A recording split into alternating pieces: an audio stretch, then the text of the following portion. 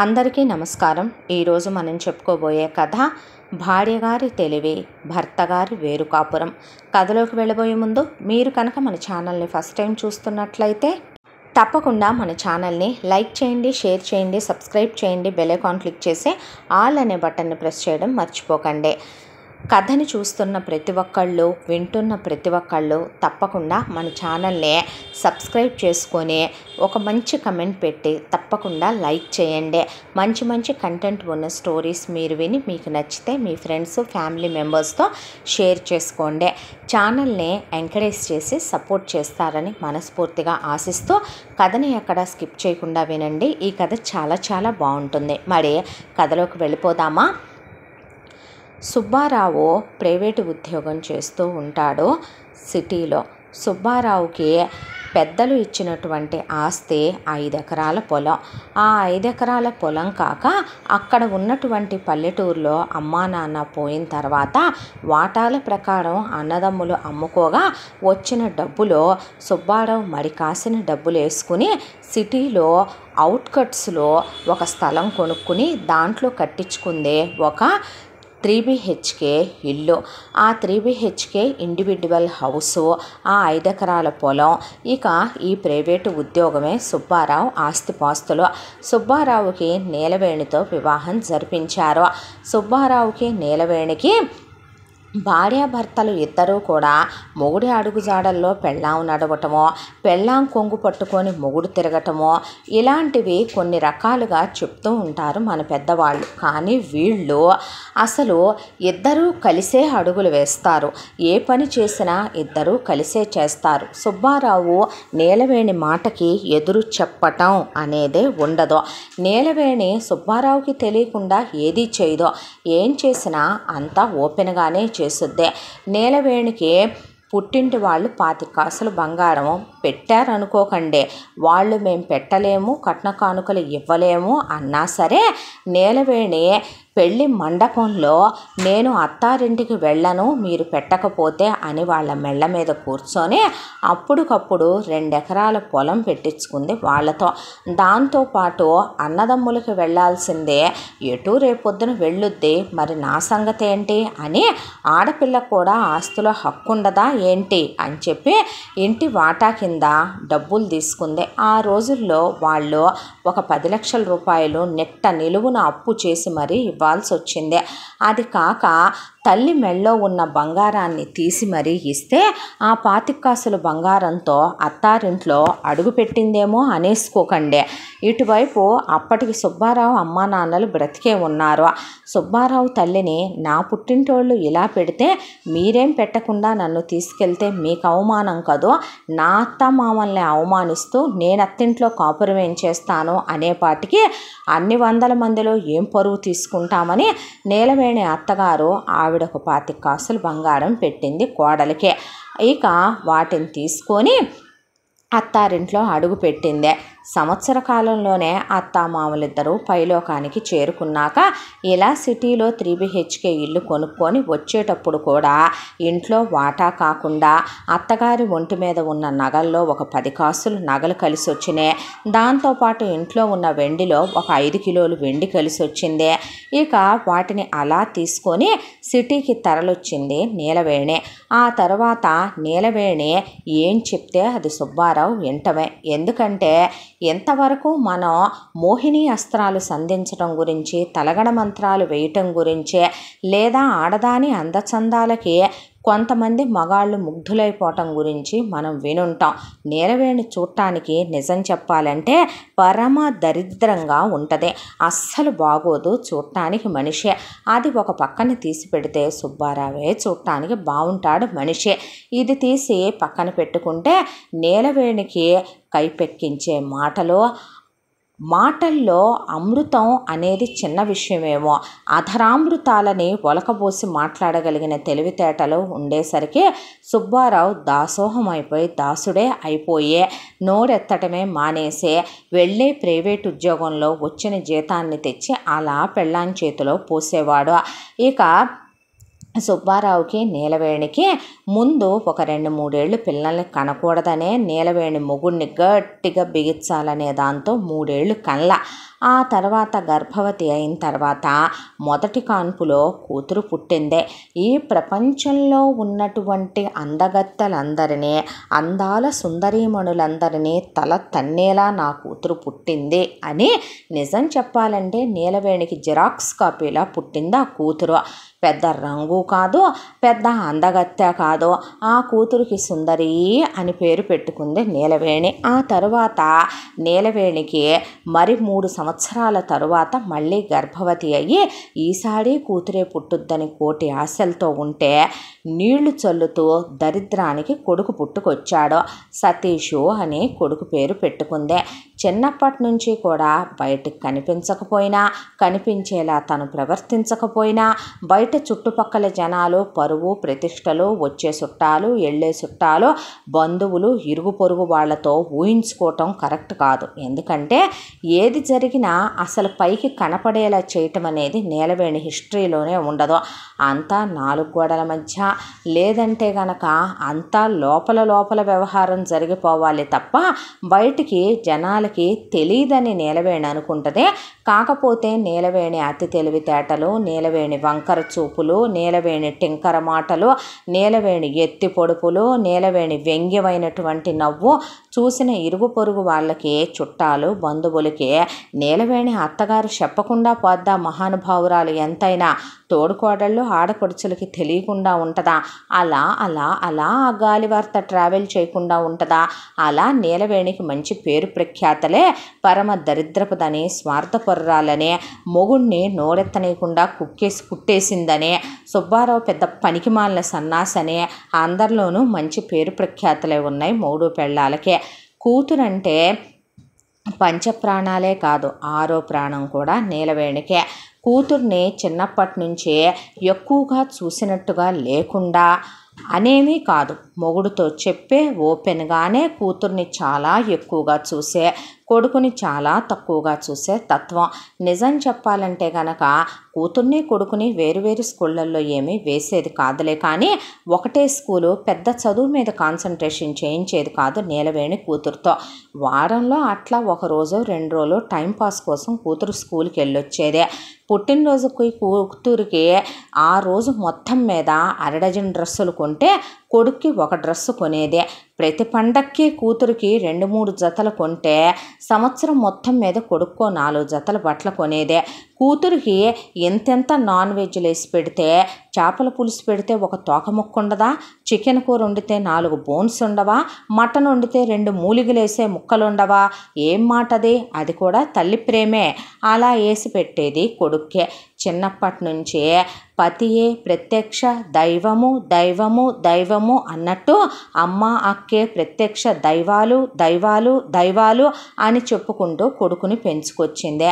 ఇక సుబ్బారావు విషయం చెప్పేదేముందే, ఆమ్యాగాడని అంతేగా ఫెలో అని ఊరంతా తెలిసిన విషయమే.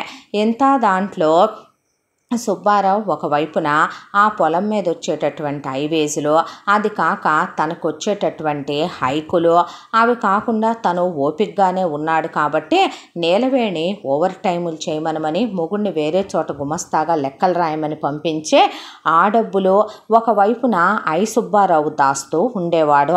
ఇక నీలవేణి ఏదో పాపం వేడినీళ్ళకి చన్నీళ్లు తోడని తన పనులు తను అలా కానిస్తూ ఉండేది. ఆ లెక్కల గురించి మనం తర్వాత మాట్లాడుకుందాం. అయితే కూతురు కొడుకు ఇద్దరూ కూడా చదువుకోవటానికని స్కూల్కి వెళ్తే కూతురు వారానికి 2 రోజులు వెళ్ళినా కొడుకు మాత్రం డైలీ వెళ్ళేవాడు. కొడుకు ర్యాంకుల మీద చదవాలి, 100కి 99 మార్కులు తెచ్చుకోవాలి. కొడుకుని చాలా గట్టిగా మాట్లాడుద్దే. బెడ్రూమ్లో ఏసీ ఉంటుంది. ఆ ఏసీలో నీలవేణితో పాటు సుబ్బారావు కూతురు పడుకుంటారు. సుబ్బారావుని తన పని అయిపోగానే ముందుక బయటికి పో అని పంపించేసి కూతుర్ని తీసుకెళ్ళి పడుకోబెట్టుకుంటుంది నీలవేణి. ఇక కొడుకు మాత్రం పక్క గదిలో ఫ్యాన్ వేసుకొని పడుకుంటాడు. ఉంది సొంతిల్లే అయినప్పటికీ కూడా లగ్జరీలు అలాంటి ఏమీ అక్కడ అడగడానికి వీల్లేదు. అయినా సతీష్ కూడా ఓపెన్గా చెప్పాలంటే అన్నీ తెలిసిన గుడ్లప్పగించి చూడటం, చెవులప్పగించి వినటం తప్ప నోరు వాడి మాట్లాడే టైపు కాదు. కాలచక్ర ప్రవాహంలో ఇలా రోజులు గడిచిపోతూ ధూమ్ధామ్గా కూతురికి ఓణీల ఫంక్షను, కూతురికి పెద్ద మనిషి ఫంక్షను చేస్తే కొడుక్కి దోవతలు ఇవ్వవంటే అని అడిగితే, అయ్యయ్యో అసలు మాకు ఆ సాలే లేదు మా పుట్టింటి వైపు అని చెబితే, పుట్టింటి సాలు ఎందుకు వస్తుంది, అత్తింటి సాలు వస్తుంది కానీ ఏమోనమ్మా మా అత్తయ్య మామయ్య కల్లోకి వచ్చి అలాంటివి చేయొద్దన్నారు నన్ను అనేసింది అక్కడికి. ఆ తర్వాత కూతురు 10th క్లాస్కి వచ్చింది. కూతురు 10th క్లాస్కి వచ్చిన తర్వాత ఇరుగమ్మ పొరుగమ్మ ఉండకుండా ఉండరుగా, పని పాట లేని వాళ్ళకి ఇళ్లల్లో మగాళ్ళు ఒక్కళ్ళు సంపాదిస్తుంటే నలుగురు ఆడోళ్ళు కూర్చొని చెప్పుకునేది ఏంటంటే, ఎదురింటి ఆవిడ కూతురు పక్కింటి ఆవిడ కొడుక్కి సైట్ వేస్తుందంట, వీళ్ళ అమ్మాయి కాలేజీలో అది చేస్తుందంట, వాళ్ళ కోళ్ళ అత్తని ఇదందంట, వాళ్ళ కొడుకు వాళ్ళ కోడల్ని ఇదన్నాడంట, వాళ్ళ వియ్యాల వారు ఈవెంట్ని ఇదన్నారంట, ఈ చెప్తారు తప్ప ఒక రెక్క మీద ఒకళ్ళు సంపాదిస్తుంటే మనం కూడా రేపొద్దున మన పిల్లల మీద ఆధారపడకూడదే, ఏదన్నా కావాలంటే మనం దేవుడు ఓపిక ఇచ్చాడు, ఆరోగ్యం ఇచ్చాడు, 4 రూపాయలు ఏదో ఒకటి మన కష్టం అంటూ మనం సంపాదించుకొని ఏ పోస్ట్ ఆఫీసులోనో బ్యాంకులోనో వేసుకోండమ్మా అంటే ఒళ్ళు నొప్పులు వస్తాయి, నడు నొప్పులు వస్తాయి, తలనొప్పులు వస్తాయి, కాళ్ళు నొప్పులు వస్తాయి, చేతుల నొప్పులు వస్తాయి, సొల్లువాగుడు వాగటానికి మాత్రం నోరు నొప్పి రాదో, నరాల నొప్పులు రావు మన లేడీస్కి. ఇది ఇండియన్ సైకాలజీ, దాన్ని ఎవరూ మార్చలేమేమో బహుశా. అయితే ఇలా అమ్మలక్కలందరూ నీలవేణి దగ్గర సాయంత్రం అయ్యేపాటికి కూర్చొని ఒక అమ్మ ఒక మాట చెప్పింది, మా కూతుర్ని ఎంతో అల్లారు ముద్దుగా గారాబంగా పెంచాం నీల, పెంచి ఇక్కడ బీటెక్ చదివించి ఎంటెక్ చదివించి అయిన తర్వాత అమెరికా పంపించి మా ఆయనతో పోట్లాడి నేను నా కొడుకు నోట్లో మట్టి కొట్టి వాడికి రూపాయి ఆస్తిపాస్తులు పెట్టనివ్వకుండా దాన్ని అక్కడ ఎంఎస్ చేయించి దానికోసమని అమెరికా సంబంధం ఎతికి దానికి ఏ ప్రేమాయణాలు లేకుండా చూసుకొని దాన్ని ఎవడితో కాలు జారకుండా చూసుకొని మా కులపోడే అని ఎగిరిగంతేసి ఇంకేముందని ఇచ్చి చేశానమ్మా, కొడుక్కి రూపాయి ఆస్తి పెట్టనివ్వలేదే తల్లే, ఇల్లు కూతురికే పెట్టించా, చివరికి నా మొగుడు రిటైర్ అయిన డబ్బులు కూతురికే ఇప్పించా, ఊళ్ళో ఉన్న మా అత్తగారు వాళ్ళు ఇచ్చి నా పుట్టింటి స్త్రీధనం కూతురికే పెట్టి బంగారం పెట్టి ఘనంగా పెళ్లి చేసి పంపించి కొడుక్కి చదువు చెప్పించాం కదా అని చెప్పి ఉద్యోగం చేసుకునే కోడల్ని తీసుకొచ్చి ఆడి కాళ్ళ మీద ఆడ ఆధారపడి బతుకుతాడు కదా అని చెప్పి ఆడిని వదిలేసామమ్మ. ఆడి బతుకాడు ఎట్టాగో దూరాభారానికి పోయి బతుకుతున్నాడు. అయితే పిల్లకి లెప్పెడు బంగారం పెట్టి పెళ్లి చేసి పంపానా, వెళ్ళిన తర్వాత ఎటు ఎంఎస్ చేసావు కదా ఖాళీగా ఉండటం ఎందుకని నా కూతుర్ని ముందు నా అల్లుడు ఉద్యోగానికి తీసుకెళ్ళటం మొదలుపెట్టాడు. అక్కడ నా కూతురికి సగం సుఖం లేకుండా చేశాడు దరిద్రపు ఎదవ. ఆ తర్వాత అమెరికాలో పనోళ్ళు ఉండరు కదా, ఇంటి పని వంట పని మొత్తం నా కూతురు మీదే. దానికి తోడు ఎమ్మటే పిల్లల కంటాకి ఇల్లేదు అంటే పెళ్ళాం అరిగిపోద్దేమోనని అన్నాడేమో అనుకున్నానే అమ్మ. అయితే ఇక నా కూతుర్ని 5 ఏళ్ల పాటు పిల్లల్ని కన్నేయకుండా ఈలోపు ఆడి తమ్ముడిని తీసుకొచ్చి ఎంఎస్ చదివించి ఉద్యోగం వచ్చిన తర్వాత వాడు అమ్మా బాబుల్ని కూడా ఫారెన్ తీసుకొచ్చి వాడు అమ్మా బాబుల్ని అక్కడే ఉంచేసుకొని అదిగదిగో అప్పుడు నా కూతుర్ని ఇక ఒకళ్ళని కన్న తర్వాత మళ్ళీ 3 ఏళ్ల గ్యాప్తో ఇంకొకళ్ళని కన్నిచ్చి కటింగ్ చేయించేసి ఇక పిల్లల బాధ్యత మా అమ్మ మా నాన్న చూసుకుంటారు పదా ఉద్యోగానికని నా కూతుర్ని అక్కడ పనిగత్తెం చేశాడు, వంటలక్కని చేశాడు, దానికి తోడు బయట ఉద్యోగస్తురాల్ని చేశాడు, ఇక పిల్లల్ని పెంచా ఆయాన్ని చేశాడు, వాడికి పడక సుఖం ఇచ్చే ఇక ఎందుకులే ఆ మాట నేనంటే బాగో తల్లిగాను అన్నీ చేసి పొద్దున్నే లేచి నా కూతురు అత్తామామలకి సేవ చెయ్యాలి, అన్నీ చూసుకోవాలి, ఇల్లు పిల్లలు సంసారం అనే. ఏం అమెరికా సంబంధాలోనే అమ్మ నేల ఎగురుకుంటా ఇస్తే మా బతుకుల్లాగానే అయిపోతాయేమో, వెళ్తున్నా పిల్ల పార్సెల్ పంపమని ఫోన్ చేసిందే. 7 నుంచి పిల్లలకి దానికి అల్లుడికి ఏపరాలకి ఇయ్యంకుడికి దాని మరిదికి తోడుకోళ్ళకి పప్పులు ఉప్పులు కారాలు పేస్ట్లు సబ్బులు పిండొంటలు కారాలని ఇక్కడి నుంచే అన్నీ పంపాలే అమ్మ. ఇప్పుడు నుంచి మొదలు పెడితే 10 రోజులు పట్టుద్దా, మళ్ళీ అవన్నీ అయ్యాక పంపుకునేలోపు పులిసిపోద్ది నాకని వెళ్ళిపోయింది ఆ అమ్మ. అదంతా విన్న నీలవేణి ఒకటి డిసైడ్ అయింది. ఏంటంటే అమెరికా సంబంధం ఇవ్వకూడదు. అమెరికా సంబంధం ఇద్దామని ఇంతకాలం తను అనుకుంది. కానీ అమెరికాకి తీసుకెళ్తే ఈ ఎదవలు కూతుళ్ళని కష్టపెడుతున్నారు. కూతుళ్లతో ఉద్యోగాలు చేయించుతున్నారంటే చదువుంటేనేగా వీళ్ళు ఉద్యోగాలు చేయించుతున్నారు. అసలు చదువే లేకుండా చేస్తే అసలు అమెరికా సంబంధం ఎందుకు ఇవ్వాలి? అమెరికాలు ఇస్తే పిల్ల మన కళ్ళ ముందు ఉండదు కదా. నేను ఆ విషయం ఆలోచించలేదేంటి అనుకున్నటువంటి నీలవేణి ఈ విషయం బాగా ఆలోచించింది. ఆలోచించి కూతురుదే ఇంటర్మీడియట్ అయిపోయిన తర్వాత మొగుడు తీసుకెళ్ళి ఇంజనీరింగ్లో జాయిన్ చేశాడు. జాయిన్ చేసిన తర్వాత కరెక్ట్గా ఒక 3 నెలలు వెళ్ళి ఒక ఇంటర్నల్స్ దగ్గరకు వచ్చినాయి అన్నప్పుడు కూతుర్ని ఇక ఇంటికి తీసుకొచ్చి పిల్లకి ఓవర్ బ్లీడింగ్ అయిపోతుంది. పిల్లకి అసలు చదువు అంటే భయం వచ్చేస్తుంది. పిల్లకి విపరీతమైనటువంటి నరాల వీక్నెస్ వచ్చిందంట. కాళ్ళు చేతులు వణుకొస్తున్నాయి. పిల్ల బలహీనంగా ఉందంట. ఇందాక డాక్టర్ దగ్గరికి తీసుకెళ్ళాను. డాక్టర్ అసలు ఎంత స్ట్రెయిన్ ఉండే ఇంజనీరింగ్లు చదవకూడదు అందని చెప్పి అలా ఇంట్లో కూర్చోబెట్టుకుంది 1 సంవత్సరం. కూతురికి హ్యాపీ. అమ్మ చక్కగా పొద్దున్నే లేవమందో, లేచిన తర్వాత అమ్మే అన్నీ చూసుకుంటుంది. ఇక చదువుకోవాల్సిన అవసరం లేదంటే హ్యాపీయే కదా. అమ్మ ఏం చెప్పినా ఆలోచించే చెప్పుద్ది. ఎంతైనా అమ్మకు తగ్గ కూతురు. అమ్మకన్నా ఎక్కువ తెలుసా ఏంటి తనకి అనే దాంతో అసలేమీ మాట్లాడేది కాదు కూతురు. అయిపోయిన తర్వాత సుబ్బారావు చదువు లేకపోతే ఎవడు చేసుకుంటాడనే దాంతో తర్వాత తీసుకెళ్ళి డిగ్రీలో జాయిన్ చేసి వచ్చాడు. ఆ డిగ్రీలో కరెక్ట్గా ఒక 6 నెలలు వెళ్ళిన తర్వాత ఇక డిగ్రీలో చూస్తే అమ్మాయినంట వాడెవడో నైట్కి వస్తావా అన్నాడంట. అమ్మాయిని వాడెవడో ఐ లవ్ యూ అన్నాడంట. అమ్మాయిని వాడెవడో ఫోన్లు చేస్తున్నాడంట, మెసేజ్లు చేస్తున్నాడంట. కళ్ళు కొట్టే బొమ్మలు పెట్టి ఉమ్మా అని ముద్దులు పెట్టే బొమ్మలు పెడుతున్నాడంట. అనవసరంగా ఆడపిల్లలు వెళ్తే ఏదైనా అయ్యిందనుకో రేపు పరిస్థితి ఏంది? అదేగాక నీకు విషయం చెప్పమంటావా? ఏమంటా బిడ్డ కాలేజీకి వెళ్ళిందో కానీ పిల్లకి ఒక్కన్ను ఏంటో ఈ మధ్య లాగేసి కంటి చూపు సరిగ్గా అవపట్టలేదు. ఆసుపత్రికి తీసుకెళ్తే డాక్టర్ గారు అమ్మో రెస్ట్ ఇవ్వాలని చెప్పారయ్యా అని చదువుని అటకెక్కిచ్చేసింది. సో కూతురు చదువు ఇంటర్తో స్టాప్ అయింది అక్కడికి.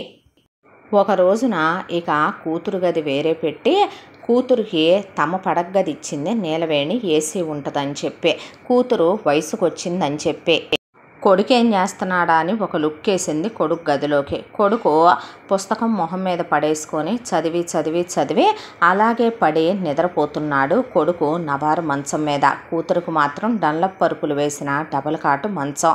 అయితే కూతురు గదిలో లైట్ వెలుగుతోందేంటి, ఏసీ వేసుకొని నిద్రపోవట్లేదా ఇది అని చెప్పి అనుమానం వచ్చిన నీలవేణి కూతురు తలుపు దగ్గరికి వెళ్ళి కూతురు కిటికీ దగ్గర ఏం చేస్తోందా అని చెప్పి లోపల నుంచే ఏంటా నవ్వులు వినపడుతున్నాయి, మూలుగులు వినపడుతున్నాయి, ఆవిర్లు వచ్చిన సౌండ్లాగా వినపడుతున్నాయి ఏంటా అని కాస్త కిటికీ తోసింది. తోసేపాటికి కూతురు అసలు బెడ్ మీద అలా తన డ్రెస్ తీసేసి టవల్ చుట్టుకొని తలారా స్నానం చేసి అర్ధరాత్రి 1-2 మధ్య టైంలో మంచం మీద అటు ఇటు దొర్లుతూ ఒక కాలికున్న పట్టీని బొట్టన వేలుతో పట్టుకుని రెండో కాలుతో మెలికలు తిరిగిపోతూ నవ్వుకుంటూ మెళ్ళో ఉన్న చైన్ని అలా నోట్లో వేసుకొని అసలు ఏదో చేసేస్తుంది ఆ గదిలో. దిండును పట్టుకొని వాటేసుకొని ఏం చేస్తుందా అని కళ్ళజోడు సరిచేసుకొని మరి నీలవేణి చూస్తే కూతురు కొన్ని చూడకూడనటువంటి వీడియోలు చూసి కొన్ని చేయకూడనటువంటి పనులు చేస్తుంది ఆ గదిలో. ఇక నీలవేణికి విషయం అర్థమయ్యి ఇది వయసుకు వచ్చిందే, చాలా తొందరగా దీన్ని పెళ్లి చేయకపోతే కొంప మీదకి ఇదేదో ఒకటి తీసుకొస్తుంది అని ఫిక్స్ అయిపోయి తెల్లాడేసరికి మొగుడుతో పిల్లకి పెళ్లి చేద్దామందే. అప్పుడే ఏం పెళ్ళే అన్నాడు సుబ్బారావు. ఇప్పుడు గాక ఎప్పుడో నా తెలీదా ఆడపిల్లకి ఎప్పుడు పెళ్లి చేయాలో? తల్లివి నువ్వా నేనా? నువ్వేలే, మరి నేను చెప్పినట్టు ఇనమని గదు నీకు చెప్పాను అనేసరికి పెళ్ళిళ్ళ పేరేగాడిని పిలువని సంబంధాలు వెతకమని చెప్పింది. అయితే తనకు కావలసిన రిక్వైర్మెంట్స్ క్వాలిటీస్ కూడా చెప్పింది పెళ్ళిళ్ళ పేరేకి. వాడి నోట్లో పెద్ద చేపల దాకా దోపినంత ఆ నోరు వెడల్పైపోయి టక్కున నోరు మూసేసుకున్నాడు పెళ్ళిళ్ళ పేరయ్య. ఇలాంటి రిక్వైర్మెంట్స్ నిజంగా చాలామంది ఆయన్ని ఇంత ఘోరంగా అడిగిన వాళ్ళు మాత్రం ఎవరూ లేరేమో అనిపించేసింది ఆయనకే. ఆ తర్వాత ఈవిడ అడిగిన క్వాలిటీస్తోనే మొత్తానికి ఒక 50 సంబంధాలు తెస్తే rejected rejected rejected rejected rejected అని తీసేసి ఫైనల్గా ఒక సంబంధాన్ని ఫైనల్ చేసిందే. అందులో అబ్బాయి పేరు కేశవ్. రీసెంట్గానే అబ్బాయిది బీటెక్ కంప్లీట్ అయిపోయి అబ్బాయి నీలవేణి వాళ్ళ ఊర్లోనే ఒక ఎంఎన్సి కంపెనీలో జాబ్ చేస్తున్నాడు. నెలకి 50,000 రూపాయల జీతం. లేతగా ఉన్నాడు, వయసులో ఉన్నాడు, అందంగా ఉన్నాడు, మంచి మగసిరిగల్ల మగాళ్ళ ఉన్నాడు.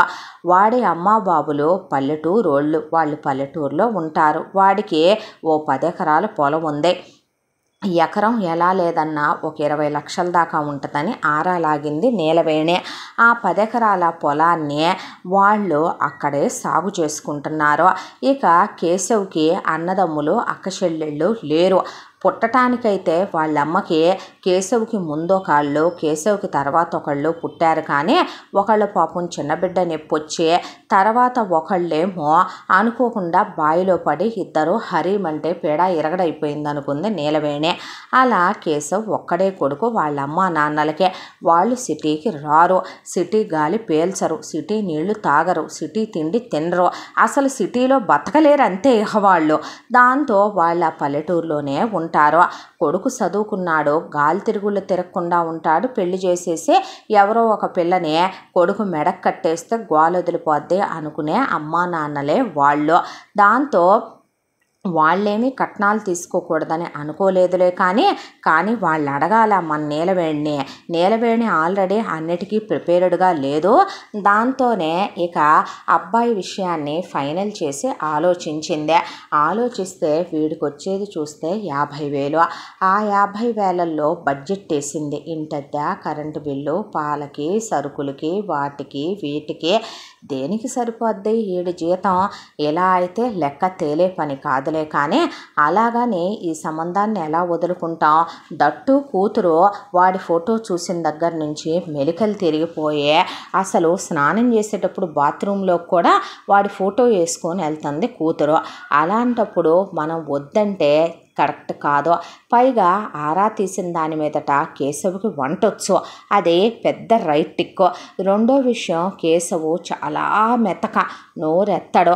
దానికి తోడు కేశవ్కి ఇప్పటి వరకు కూడా వాళ్ళమ్మ నాన్న ఒక ప్రేమాయణం కానీ ఒక ఆడదాన్ని ముట్టుకోటాలు కానీ అలాంటివి లేకపోవటం వల్ల ఏ క్షణం పెళ్ళైతే ఆ క్షణం పెళ్ళాన్ని సుఖపెట్టి తను సుఖపడాలి అనే దాంతో గట్టిగా కోరిక మీద ఉన్న మగాడు. కూతురికి ఇక మంచిగా కాపురం చేసే మొగుడవుతాడు తన మొగుళ్ళలాగా. అన్ని క్వాలిఫికేషన్స్ బాగానే ఉన్నాయి. రేపొద్దున వాడి అమ్మా బాబు రూపాయికి ఇంకో రూపాయి ముడేసేవాళ్లే తప్ప వాళ్ళు ఆగం చేసేవాళ్ళు ఏమీ కాదు. ఆ 10 ఎకరాల పొలం ఎటు వీడికే వచ్చుద్దే, ఆ ఊళ్ళో ఉన్న కొంప ఎటు వీడికే వచ్చుద్దే. అది కాకుండా ఊళ్ళో వాళ్ళ నాన్న కొన్న స్థలం వీడికే వచ్చుద్దే. అది కాకుండా వాళ్ళమ్మ ఒంటి మీద బంగారము వచ్చుద్దే. పెళ్ళికి వాళ్ళకి 50 కాసులు బంగారం పెడతానన్నారని పేరయ్యగాడు చెప్పాడు. ఇప్పుడు తనేం చెయ్యాలి ఇంతకీ అని చెప్పి ఆలోచించిన నీలవేణికి టక్కుమని ఒక ఆలోచన వచ్చింది. ఏంటంటే తనేమైనా జాగ్రత్తగా లేదా? ఇన్ని సంవత్సరాల్లో 5 ఎకరాల పొలం ఉంది మొగుడికి. ఆ 5 ఎకరాల పొలం ఎకరం 25 లక్షలు. అందులో ముందు ఒక 2 ఎకరాల పొలం పిల్లకని అనుకొని ఆ 2 ఎకరాల పొలం అమ్మితే ఒక 50 లక్షలు వస్తాయి. ఆ 50 లక్షలతో కూతురుకు ఒక 2 BHK ఇల్లు కొని పెడితే శుభ్రంగా గృహప్రవేశం చేసుకొని అద్దె కట్టే పని లేకుండా కూతురు సొంత ఇంట్లో ఉంటుంది. దానికి తోడు తన స్త్రీధనం డబ్బులు ఒక 50 లక్షల రూపాయలు ఉన్నాయి 2 ఎకరాల పొలాన్ని. ఆ 50 లక్షల రూపాయలు శుభ్రంగా కూతురికి ప్రతి నెల వడ్డీ వచ్చేటట్టుగా వేస్తే కూతురు సినిమాలు, షికార్లు, మొగుడుతో ఎక్కడికన్నా వెళ్ళి ఎంజాయ్ చేయాలన్నా, స్విగ్గీ జొమాటో ఆర్డర్లు పెట్టుకోవాలన్నా, బ్యూటీ పార్లరు, కాస్మెటిక్స్ ఖర్చులకైనా ఆ డబ్బులు సరిపోతాయి. ఇక అత్తగారు తనకు పెట్టిన బంగారం అయితేనేమి, పుట్టింటి వాళ్ళ దగ్గర తనలాగిన బంగారం అయితేనేమి, తనకి ఒంటి మీద ఉన్న 25 కాసులు తీసి పక్కన పెడితే, అది కాకుండా పిల్లకి ఓణీలు అడ్డం పెట్టి పెద్ద మనిషి ఫంక్షన్ అడ్డం పెట్టి ఎలా లేదన్నా సరే తను కింద పెట్టి మీద పెట్టి ఒక 100 కాసులు బంగారం చేయించింది. దానికి తోడు డైమండ్ హారం, 2 డైమండ్ గాజులు, ఒక డైమండ్ నెక్లెస్, ఓ డైమండ్ ఉంగరం, ఓ జత డైమండ్ పోగులు చేపించి పక్కనే పెట్టించింది. ఈ సెట్టు ఎలా పెట్టేయచ్చో. అవి కాకుండా పిల్ల చిన్నప్పటి నుంచి కూడా వచ్చే మొగుడి జీతం ఏమైనా మొత్తం తను వాడింది కనుకన ఆ జీతం ఎటు తను వాడింది కాదో అందులో గీకి దాసిన డబ్బులు ఓ బ్యాంక్ అకౌంట్లో వేసి ఉంచింది. అవి ఇప్పటికే బాగా దిట్టంగానే ఓ 25 లక్షల పై మాటే అయినాయి. ఆ రోజు తన పుట్టింటోళ్ళు తనకే ఇంట్లో వాటా కింద ఇచ్చిన డబ్బుల్ని తను ఫిక్స్డ్ డిపాజిట్లో వేసింది. అవి ఒక 50 లక్షలు అయినాయి. అందులో అల్లుడు కూతురు తిరగటానికి కాసిన డబ్బులు పెట్టి 10 లక్షల్లో కారు కొనిచ్చినా, పెళ్లి ఖర్చుల కోసమని మిగతాయి చూసుకున్నా, ఇక మిగతాయి వాళ్ళ హనీమూన్ ఖర్చులు కని చూసినా, కూతురికి బట్టలు అవి తను ఆల్రెడీ 4 బీరువాలకు కొనించింది, సామాన్ డబ్బులు వేరే పెట్టింది. ఇక పెళ్లి ఖర్చు గురించి అసలు తనెందుకు ఆలోచించాలి? ఎన్నాళ్లుగా సుబ్బారావు పొలాల మీద వచ్చే హైవేజీలు అయితేనేమి, తనకు వచ్చిన ప్రమోషన్ డబ్బులు హైకులైతేనేమి, పిల్లలకి చదువుల కోసమని, తర్వాత పిల్లలకి ఎలా లేదన్నా కూడా పెళ్లి ఖర్చులు కానీ దాశాడు కదా. అమ్మయ్య లెక్క సరిపోయిందిరా దేవుడా అనుకొని వాళ్ళని పెళ్లి చూపులకి రమ్మనమందే. పెళ్లి చూపులకి వచ్చిన తర్వాత కేశవ్ సుందరితో మాట్లాడితే కూతురు కాలుతో కాలు రుద్దింది అల్లుడిది. అంతే. ఇక అసలు మొహం కందగడ్లా మారిపోయి ఈ నిమిషం పెళ్లి చేస్తే గదిలోకి వెళ్ళి 1 నెల బయటికి రానంత కూతురికి ఫిక్స్ అయిపోయాడు అల్లుడు. దాంతో ఇంకా వాళ్ళు అడిగేది ఏంటి, మీరేం పెడతారు మీ అమ్మాయికనే తను పెట్టే లిస్టు విన్న తర్వాత వాళ్ళు నోరే ఎత్తకుండా వెళ్ళిపోయారు. తను అనుకున్న ప్రకారమే ఇక ఎంగేజ్మెంట్ ఖర్చులు తనవే. ఎంగేజ్మెంట్ గ్రాండ్గా చేయించింది, ఉంగరాలయ్యి మార్పిచ్చింది, పెళ్లి ఖర్చులు తనవే, ధూమ్ ధామ్ అని పెళ్లి చేయించింది. ఆ తర్వాత నగలు మొత్తం పిల్ల ఒంటి మీద వేసేసి పంపించేసిందే. దాంతోపాటు కూతురికి కావలసిన 2 బెడ్రూముల్లోకి, హాల్లోకి ఏసీలు అయితేనేమే, ఇండక్షన్ కుక్ టాపులు అయితేనేమే, కూతురు కోసం ఇక గ్యాస్ బండల దగ్గర నుంచి మసిగుడ్డల వరకు, డోర్ మెట్ల వరకు పుట్టింటోళ్ళు ఇవ్వకూడదని అన్నా చివరికి వెండి సామాను మెరుగు పెట్టి పూజా సామాన్తో సహా 10 కిలోలు వెండి పెట్టి బంగారం డైమండ్ సెట్ మొత్తం పెట్టి కూతుర్ని కాపురానికి పంపించి వెంటనే పిల్లల్ని కనొద్దని పెళ్ళి కాక మునిపే కూతుర్ని తీసుకెళ్ళి కాపర్టీ వేయించి మరీ శోభనాలు చేయించింది. అటు శోభనాలు ఇటు శోభనాలు అయిపోయే లోపు కొత్తింట్లోకి కూతురు గృహప్రవేశం విత్ సామాన్తో ఫ్రిడ్జ్లు, టీవీలు వాటితో సహా కూతురు వెళ్ళిపోవటం కూడా అయిపోయింది. అయిపోయి కూతురు అలా కాపురం పెట్టుకుంది. కారు గిఫ్ట్ కింద ఇచ్చేశారు అల్లుడికి. అయిపోయిన తర్వాత ఇప్పుడు కూతురు కష్టపడుద్దా, హనీమూన్లకు వెళ్ళొచ్చిందే, మొగుడుతో సుఖపడుద్దా. ప్రతిరోజు కూతురు పొద్దున్నే మొగుడిని మీదకు లాక్కుంటుంది. ఇక మొగుడిగా వాడి బాధ్యత పెళ్ళాన్ని సుఖపెట్టడం. అలాగని కడుపుకు తినకపోతే మనుషులకి నీరసం రాదో, కాబట్టి నీరవేణి నేను లేనా ఏంటి నా బిడ్డకి అని ఇల్లేమైనా దూరంగా కొందా, జస్ట్ వాళ్ళు ఉండే సందుకి చివరిలో కొందే. దాంతో ఇడ్లీ పిండి, దోశ పిండి, అలా లైట్గా కాల్చినటువంటి చపాతీలు ఒక బాక్స్ నిండా, దాంతోపాటు ఇక వారంలో 3 రోజుల పాటు బిర్యానీ చేసి ఆ 3 రోజులు కూతురు వంట చేసుకోకుండా క్యారియరు, మధ్యాహ్నం సుబ్బారావు భోజనానికి వస్తే అల్లుడికి బిర్యానీ క్యారియరు, దాంతోపాటు అలా చికెన్ పచ్చడి, ఫిష్ పచ్చడి, ప్రాన్ పచ్చడి అలా అవి తీసుకెళ్ళి కూతురికి పెట్టి పొళ్ళవి పెట్టి నెయ్యి పెట్టి డ్రై ఫ్రూట్స్, స్వీట్స్, పిండి వంటలు చేసుకెళ్ళి పెట్టి కూతురికి నెలకోసారి మొగుడు జీతం అలా రాగానే షాపింగ్ చేసుకొని కూతురికి కావలసిన శానిటరీ నాప్కిన్ల దగ్గర నుంచి, చెప్పుల దగ్గర నుంచి, క్లిప్పుల దాకా, కూతురుకు కావలసిన బాత్ పౌడర్ల దగ్గర నుంచి కాస్మెటిక్స్ దాకా అన్నీ కొనుక్కెళ్ళి ఇక కూతుర్ని పొద్దున్నే ముందు అల్లుడు నిద్ర లేస్తాడు. అల్లుడు నిద్ర లేచేపాటికే పొద్దున్నే కూతురు అల్లుడు ఒకసారి క్లోజ్ అవడం అయిపోయాక నిద్రలేసి అల్లుడు స్నానానికి వెళ్ళి అల్లుడు బయటికి వెళ్ళి తను టిఫిన్ చేసి కూతురికి ఏం టిఫిన్ కావాలో ముద్దు పెట్టుకొని అడిగి ఆ టిఫిన్ని తీసుకొచ్చి అక్కడ టేబుల్ మీద పెట్టి అల్లుడు ఆఫీస్కి వెళ్ళిపోతాడు. అల్లుడు ఆఫీస్కి వెళ్ళిపోగానే నీలవేణి వెంటనే కూతురింటికి వెళ్ళుద్ది.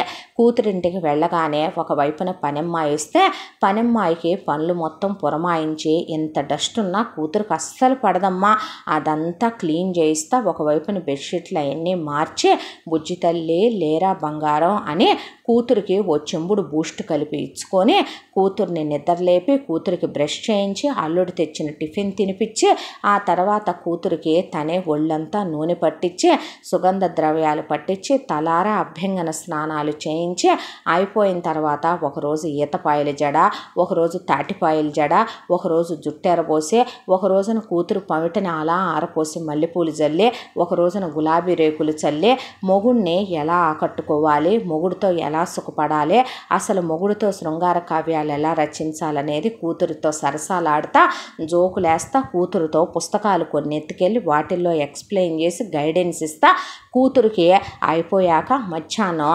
వేడివేడిగా కూతురు కోసమనే అంత నెయ్యి పోసి వండిన మటన్ బిర్యానీలు అవి ఇవి అట్లా తీసుకెళ్ళుద్ది కాబట్టి వాటిని గోరుముద్దలు పెట్టి తినిపించి ఆ తర్వాత సాయంకాలం కూతురికి స్నాక్స్ వేడివేడిగా మళ్ళీ ఇంటి దగ్గర నుంచి వేసుకొని తీసుకెళ్ళి అలా అల్లుడు లోపలికి స్టెప్ ఇన్ అవుతాడు. నవ్వుకుంటూ భుజం చుట్టూ పమిట కప్పుకొని తను స్టెప్ అవుట్ అవుద్ది. అయిపోయిన తర్వాత ఇక పనమ్మాయి సాయంకాలం రావటానికి వీలు లేదు. అల్లుడు అలా రాగానే కూతురు స్నానం కూడా చేయనివ్వకుండా మొగుడు కోసం రెడీగా ఉంటుంది కాబట్టి అసలు అలంకరించుకొని రాగానే మొగుడిని మీదకి లాక్కోగానే ఒకసారి క్లోజ్ అయ్యి అల్లుడు అప్పుడు స్నానానికి వెళ్ళొచ్చి అల్లుడు వంటగదిలోకి వెళ్తే పెళ్ళాం వెనక నుంచి కౌగిలించుకుంటే పెళ్ళాం కోసం జ్యూసులు చేసి ఇచ్చుకొని ఫ్రూట్స్ కట్ చేసి ఇచ్చుకొని డ్రై ఫ్రూట్స్ పెట్టుకొని ఈలోపు మళ్ళీ ఇంకోసారి క్లోజ్ అయిన తర్వాత పెళ్ళాం కోసం అని చెప్పి అత్తగారు ఆల్రెడీ రెడీగా చికెన్లు మటన్లు అన్నీ ఫ్రిడ్జ్లో ఉంటాయి కాబట్టి జస్ట్ ఓవెన్లో పెట్టి పెళ్ళాం ఇడ్లీ అడిగితే ఇడ్లీ, దోశ అడిగితే దోశ, అట్లా జస్ట్ పెళ్ళాం పూరీలు అయితే అత్తగారు చేసి కాల్చి అక్కడ పెట్టి వెళ్ళుద్దే, చపాతీలు అయితే వేడి చేసి ఆ కర్రీ పెళ్ళానికి నోట్లో పెట్టి తినిపించుకొని వేడి చేయకుండా పెళ్ళానికి మజ్జిగ లస్సీలు జ్యూసులు తాగించుకొని అలా రాత్రంతా కాపురం చేసి గుండెల మీద పడుకోబెట్టుకోవాలి అల్లుడు కేశవ్. వీళ్ళకి తగ్గ అల్లుడు కాబట్టి హ్యాపీగా కూతురు కాపురం అలా గడిచిపోతూ నీలవేణి చక్కగా పుట్టింటి దగ్గర నుంచే సకల లాంఛనాలతో కూతురికి డైలీ అన్నీ జరుపుతూ అలా కూతురు హ్యాపీగా కాపురం చేసుకుంటూ గడిచిపోతుంది. ఈ ఎంత దాంట్లో కొడుకు ఎంటెక్ అయిపోయేలోపు కూతురు 2 సార్లు ప్రెగ్నెంట్ అవటం, కూతురికి కాలు కింద పెట్టనివ్వకుండా అన్ని సేవలు వెళ్ళి నీలవేణి చేసుకొని రావటం, ఆ తర్వాత కూతురికి గ్రాండ్గా 2 సార్లు సీమంతాలు, ఫోటోషూట్లు, జెండర్ రివీళ్ళు, కూతురికి బేబీ షవర్లు అన్నీ చేసుకోవటం, అయిపోయిన తర్వాత కూతుర్ని చాలా పెద్ద హాస్పిటల్లో డెలివరీలు చేయించటం, సీమంతానికి నగలు పెట్టడం, కూతురికి ఫస్ట్ పాప పుడితే ఆ పిల్ల పుట్టంగానే వెంటనే పిల్లకి కూతురు సైజులతో వడ్డాణమేనా, వంకీయేనా, హారమేనా, నెక్లెస్ అయినా, గాజులేనా, ఉంగరాలేనా, పోగులేనా టోటల్ సెట్ చేయించేయటం, ఆ తర్వాత కూతురికి మళ్ళీ వెంటనే ప్రెగ్నెంట్ అయ్యే కూతురికి మళ్ళీ అన్నీ జరిపించి ఆ తర్వాత కూతురికి కొడుకు పుట్టడం, ఆ తర్వాత పిల్లాడికి బంగారు మొలతాడు దగ్గర నుంచి అన్నీ చేయించి రేపొద్దున వాడికి రాబోయే పెళ్ళానికి కూడా టోటల్ సెట్ చేయించి మరి కూతురికి అప్పచెప్పేసి పిల్లలిద్దరి పేరు మీద వాళ్ళ చదువులకు ఉంటాయి రేపొద్దునని చెరో 10 లక్షలు ఫిక్స్డ్ డిపాజిట్లో కూడా వేసేసింది నీలవేణి. అయిపోయిన తర్వాత కొడుకుది ఎంటెక్ కంప్లీట్ అయింది, సతీష్దే. అయిపోయి సతీష్కి ఒక ఎంఎన్సీ కంపెనీలో నెలకి ఒక 70,000 రూపాయలు జాబ్ వచ్చింది.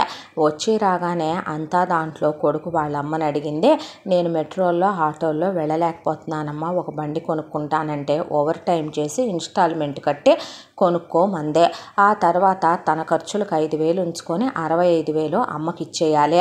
ఇటువైపున కొడుకు జీతం వస్తుంది, అటు మొగుడు జీతం వస్తుంది, పై ఎత్తున తను చీటీ వ్యాపారం చేసుద్ది, కూతురు కోసమని తనేమైనా ఖాళీగా ఉంటుందా, చీర వ్యాపారం చేసుద్ది, చక్కగా చేతి కింద డబ్బులు అలా కదిలిపోతూ ఉంటాయి. అంతా దాంట్లో కూతురికి ఏం తక్కువ, కొడుక్కి ఇప్పుడే పెళ్లి చేయకపోతే కొంపలే మారిపోయినాయి అనే దాంతో చెయ్యొచ్చులే మెల్లిగా పెళ్ళి అని చెప్పి అలా 1 సంవత్సర కాలం పాటు రోజులు గడిచిపోతూ కూతురు పిల్లలు స్కూల్కి వెళ్ళే వయసుకు వస్తే అసలు శనివారం ఆదివారం కూతురు పెళ్ళైన దగ్గర నుంచి కూతురింట్లో కాలు పెట్టదు నీలవేణి. వీక్ ఆఫ్ల్లో అల్లుడు ఇంట్లోనే ఉంటాడు. అసలు పగలు రాత్రి తేడా తెలియకుండా కూతురుని అల్లుడితో సుఖపడమని చెప్పుద్ది. పిల్లలు అడ్డమని పిల్లలు పుట్టిన దగ్గర నుంచి తీసుకొచ్చి తన దగ్గరే ఉంచుకుంటుంది. కూతురుకు అందాలు తగ్గుతాయి అని పిల్లలకి పాలు ఇవ్వనివ్వలేదు. తను ఇక్కడ ఆయాని పెట్టుకొని పిల్లల్ని చూస్తుంది. దానికి తోడు కూతుర్ని చాలా పెద్ద పెద్ద స్కూళ్ళల్లో అడ్మిషన్లు తీసుకొని వాళ్ళు వెళ్ళేది కిండర్ గార్డెన్కి అయినా ఇక్కడి నుంచే వెళ్ళి వాళ్ళు ఏదో వారంలో 1 రోజు 2 రోజులు వెళ్ళి అలా 1 గంట సేపు తల్లి దగ్గర చూపించి తీసుకురావటమే తప్ప పెంపకం వాళ్ళ గురించిన అన్నీ కూడా తను సుబ్బారావు చూసుకోవలసిందే ఇక్కడ. ఇక పిల్లల్ని అలా తన దగ్గరే కూతురుకు అడ్డు లేకుండా ఉంచుకొని కూతురు లైఫ్ గడిచిపోతూ ఉండగా ఊళ్ళో వాళ్ళు చుట్టాలు బంధువులు అందరూ కూడా నీ బతుకు చెడ, నీ బతుకు నోట్లో ఊసిపెట్ట, కూతురికి పెళ్ళి అయిపోయి పిల్లలు కూడా పుట్టారు, కొడుకు చదువు అయిపోయి ఉద్యోగం వచ్చింది, ఇంకా ఆడికి పెళ్లి చేయవా, రేపొద్దున వాడు దేన్నో దాన్ని మరిగాడనుకో, లేవ తీసుకొని పోయాడనుకో, ఏ కులంగా అందానుకో తాళిగట్టి తెచ్చి కొంపలో పెట్టాడనుకో, అప్పుడు పిక్కోలేక లాక్కోలేక సావాలి. నీకు ఆ మాత్రం ఇంకిత జ్ఞానం తెలియట్లేదేందే, కూతురికి పెళ్లి చేసిన దానివి కొడుక్కి చెయ్యాలని ఏమమ్మవే నువ్వు అని కాండ్రిచ్చి ఉమ్మూసి, ఏరా పెళ్ళాం చుట్టూ ఆడింగి వెదవలా ప్రదక్షిణలు చేస్తూ తిరగటం కాదు, నీకు ఒక కొడుకున్నాడు, రేపొద్దున వాడికి పిల్లలు పుట్టాలి, వాడే రేపొద్దున నీ తలకొరువు పెట్టి వాడే పిల్లలే రేపొద్దున నీకు సాంబ్రాణి వేయాలరా దరిద్రుడా, వారసులు లేకుండా కూతురు పిల్లల్ని ఎత్తుకొని మోయటమేంట్రా పనికి మాల ఎదవాని సుబ్బారావు ముఖాన్ని ఉమ్మూసి నీలవేణిని కాండ్రిచ్చి ఊసిన మీదట ఇక కొడుక్కి పెళ్లి చెయ్యాలా ఇప్పుడు. ఇది గోలైపోయింది. సరే చేద్దాం, కానీ చేస్తే మాత్రం ఊరికినే చేస్తామా ఏంటి, లాభసాటి వ్యాపారం ఉండొద్దా ఏంటి, పెళ్ళి అంటేనే పెద్ద బిజినెస్ మన ఇండియాలో. కొంతమంది డబ్బున్నోళ్ళు గిఫ్ట్ కింద ఇస్తున్నారు కూతుళ్ళకి ఇచ్చేయే, ఇక మనలాంటి మిడిల్ క్లాస్ వాళ్ళు ఇచ్చేదేదో వాళ్ళే ఇస్తున్నారు. పైపెచ్చు వరకట్నాలు అడిగారంటారా, అసలు అమ్మా బాబులకే కూతుర్లకి ఏమీ పెట్టకుండా అత్తారిళ్ళకి పంపాలంటే ఎక్కడ కూతుళ్ళు తక్కువైపోతారో అని పేడం ఒప్పి సావదు. ఇది ఒప్పుకోరులే 190 మంది అనుకున్న నీలవేణి సేమ్ పెళ్ళిళ్ళ పేరయ్యని పిలిపించి ఒకానొకప్పుడు అల్లుడి విషయంలో కొన్ని రిక్వైర్మెంట్స్ చెప్పింది. ఏంటంటే చదువుకోవాలి, అందగాడై ఉండాలి, అప్పజల్లిళ్ళు అన్నదమ్ములు ఉండకూడదు, వాడికి వంట వచ్చి ఉండాలి, వాడే నా కూతురికి వంట చేసి పెట్టాలి, అందంగా ఉండాలి, వయసులో చిన్న ఉండాలి, నా కూతుర్ని సుఖపెట్టాలి, జీతం తెచ్చి నా కూతురికి ఇవ్వాలి. ఇవన్నీ రిక్వైర్మెంట్స్తో అల్లుడు దొరికేశాడు. కూతురు ఈ రోజుకి వంటింట్లోకి వెళ్ళదు, చెమట పట్టి మేకప్ పోద్దేమోనని కనీసం కాఫీ కూడా పెట్టుకోదు సుందరే. అంత గారాభంగా పెంచుకుంది పాపం నీలవేణి కూతుర్నే. అందరమ్మలకి సాధ్యపడుద్దా? చాలామంది అమ్మలు చిన్నప్పటి నుంచి పిల్లల్ని రేపొద్దున మీరు అత్తారిళ్ళకి వెళ్తే మేమేం పెంపకం పెంచిందే అంటారే ముద్రష్టపు మొహాల్లారా అని వాళ్ళేం చేస్తారో పొద్దున్నుంచి సాయంత్రం దాకా ఇల్లు ఉడుగనో, అంట్లు దోమనో, బట్టలు ఉతుకనో, ఇక పోయి బాల్కనీలు గడుగనో, బూజులు దులుపనో, దుప్పట్లు మడువనో, బట్టలు మడువనో, బాత్రూములు గడుగనో, ఒకవైపున కూరగాయలు తరుగనో, అన్నం కూరలు ఉండదు కానీ రమ్మనమనో, ఆడపిల్లలంటే అట్టుండకూడదనో ఇట్టుండకూడదనో. పాపం ఏదో అమాయకులైనటువంటి అమ్మలు కూతుళ్ళకి ఇంకా అలా చెప్పేవాళ్ళు భూమి మీద ఉన్నారు కాబట్టి కాస్త మనకు వర్షాలు పడుతున్నాయి. అయితే ఇలా పెళ్ళిళ్ళ పేరకి రిక్వైర్మెంట్లు చెప్పి భారీగా కట్నాలు ఇచ్చే సంబంధాలు కావాలని అడిగేసింది నీలవేణి. ఆళ్ళదేముంది, ఒక 50 సంబంధాలు తెచ్చి నీలవేణి మొహం మీద పడేశాడు పెళ్ళిళ్ళ పేరయ్య. అయితే సంబంధాలకి ఒకవైపున అమ్మాయిల్ని కలవాలని కాఫీ డేలకి సతీష్ వెళ్ళటం. సతీష్ చూడడానికి చాలా బాగుంటాడు, అందంగా ఉంటాడు, సుబ్బారావు పోలిక, ఒడ్డు పొడుగు ఉంటాడు, చెడ్డ అలవాట్లేమీ లేవు, ప్రేమాయణాలు లాంటివి కూడా ఏమీ లేవు. దాంతో ఇక ఒకవైపున అమ్మాయిలందరూ వచ్చిన వాళ్ళల్లో కొందరు చేసుకోవాలని ఇష్టపడ్డారు. కాకపోతే వాళ్ళకి కట్నాలని నీలవేణి కబురు పంపించిన తర్వాత అసలు నీకు ఎందుకు ఇవ్వాలి కట్నం, నీ వర్త్ 25 లక్షల, ఏం చూసి ఇవ్వాలి నీకు కట్నం అనే యాక్ట్ అని మొహం మీద ఊసి అట్లా ఒక 20 సంబంధాలు వెళ్ళిపోయినాయి.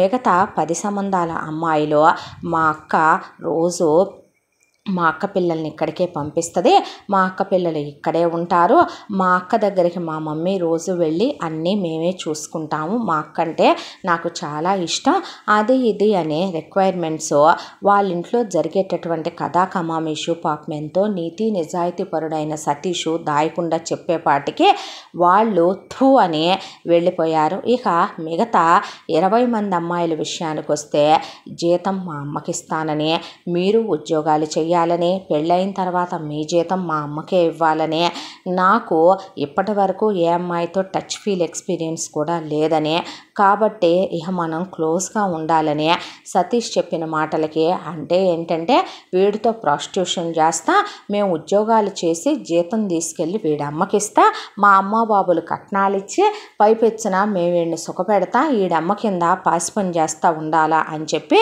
ముందు వీడి అక్క పిల్లల్ని ఇంట్లో ఉంచటం ఏంటి, సందు చివరి వీడు అక్క ఉండటం ఏంటి, వీడు వేరు కాపురం పెట్టకుండా అమ్మతో కలిసి ఉండటం ఏంటి అనే దాంతో థూ అని వాళ్ళు వెళ్ళిపోయారు. పాపం ఎంతో కొంత ఈ జనరేషన్ ఆడపిల్లలు కదా, ఒకప్పుడు ఆడపిల్లలు పెళ్ళైతే చాలే, కన్నెరికాలు అయితే చాలే, పుట్టింటోంచి వెళ్ళిపోతే చాలే అనుకునే వాళ్ళే, కానీ పెళ్ళైన తర్వాత కూడా ఒక బతుకుంటుంది, ఆ బతుకులో కూడా ఒక ప్రశాంతత అనేది ఏడవాలి అని కాస్త ఈ తరం పిల్లలు ఆలోచిస్తున్నారు కాబట్టి వాళ్ళు అలా రిజెక్ట్ చేయటం జరిగింది సతీష్నే. అయిపోయిన తర్వాత ఇక్కడ కథ ఇలా జరుగుతూ ఉండగా మనం నాణ్యానికి మరొక వైపుకి వెళదాం. అదే ఊరిలో వేరే చోట ఇంకో ఫ్యామిలీ ఉంది. ఆ ఫ్యామిలీలో ఇంటి యజమాని పేరు సత్యనారాయణ, భార్య పేరు జానకి.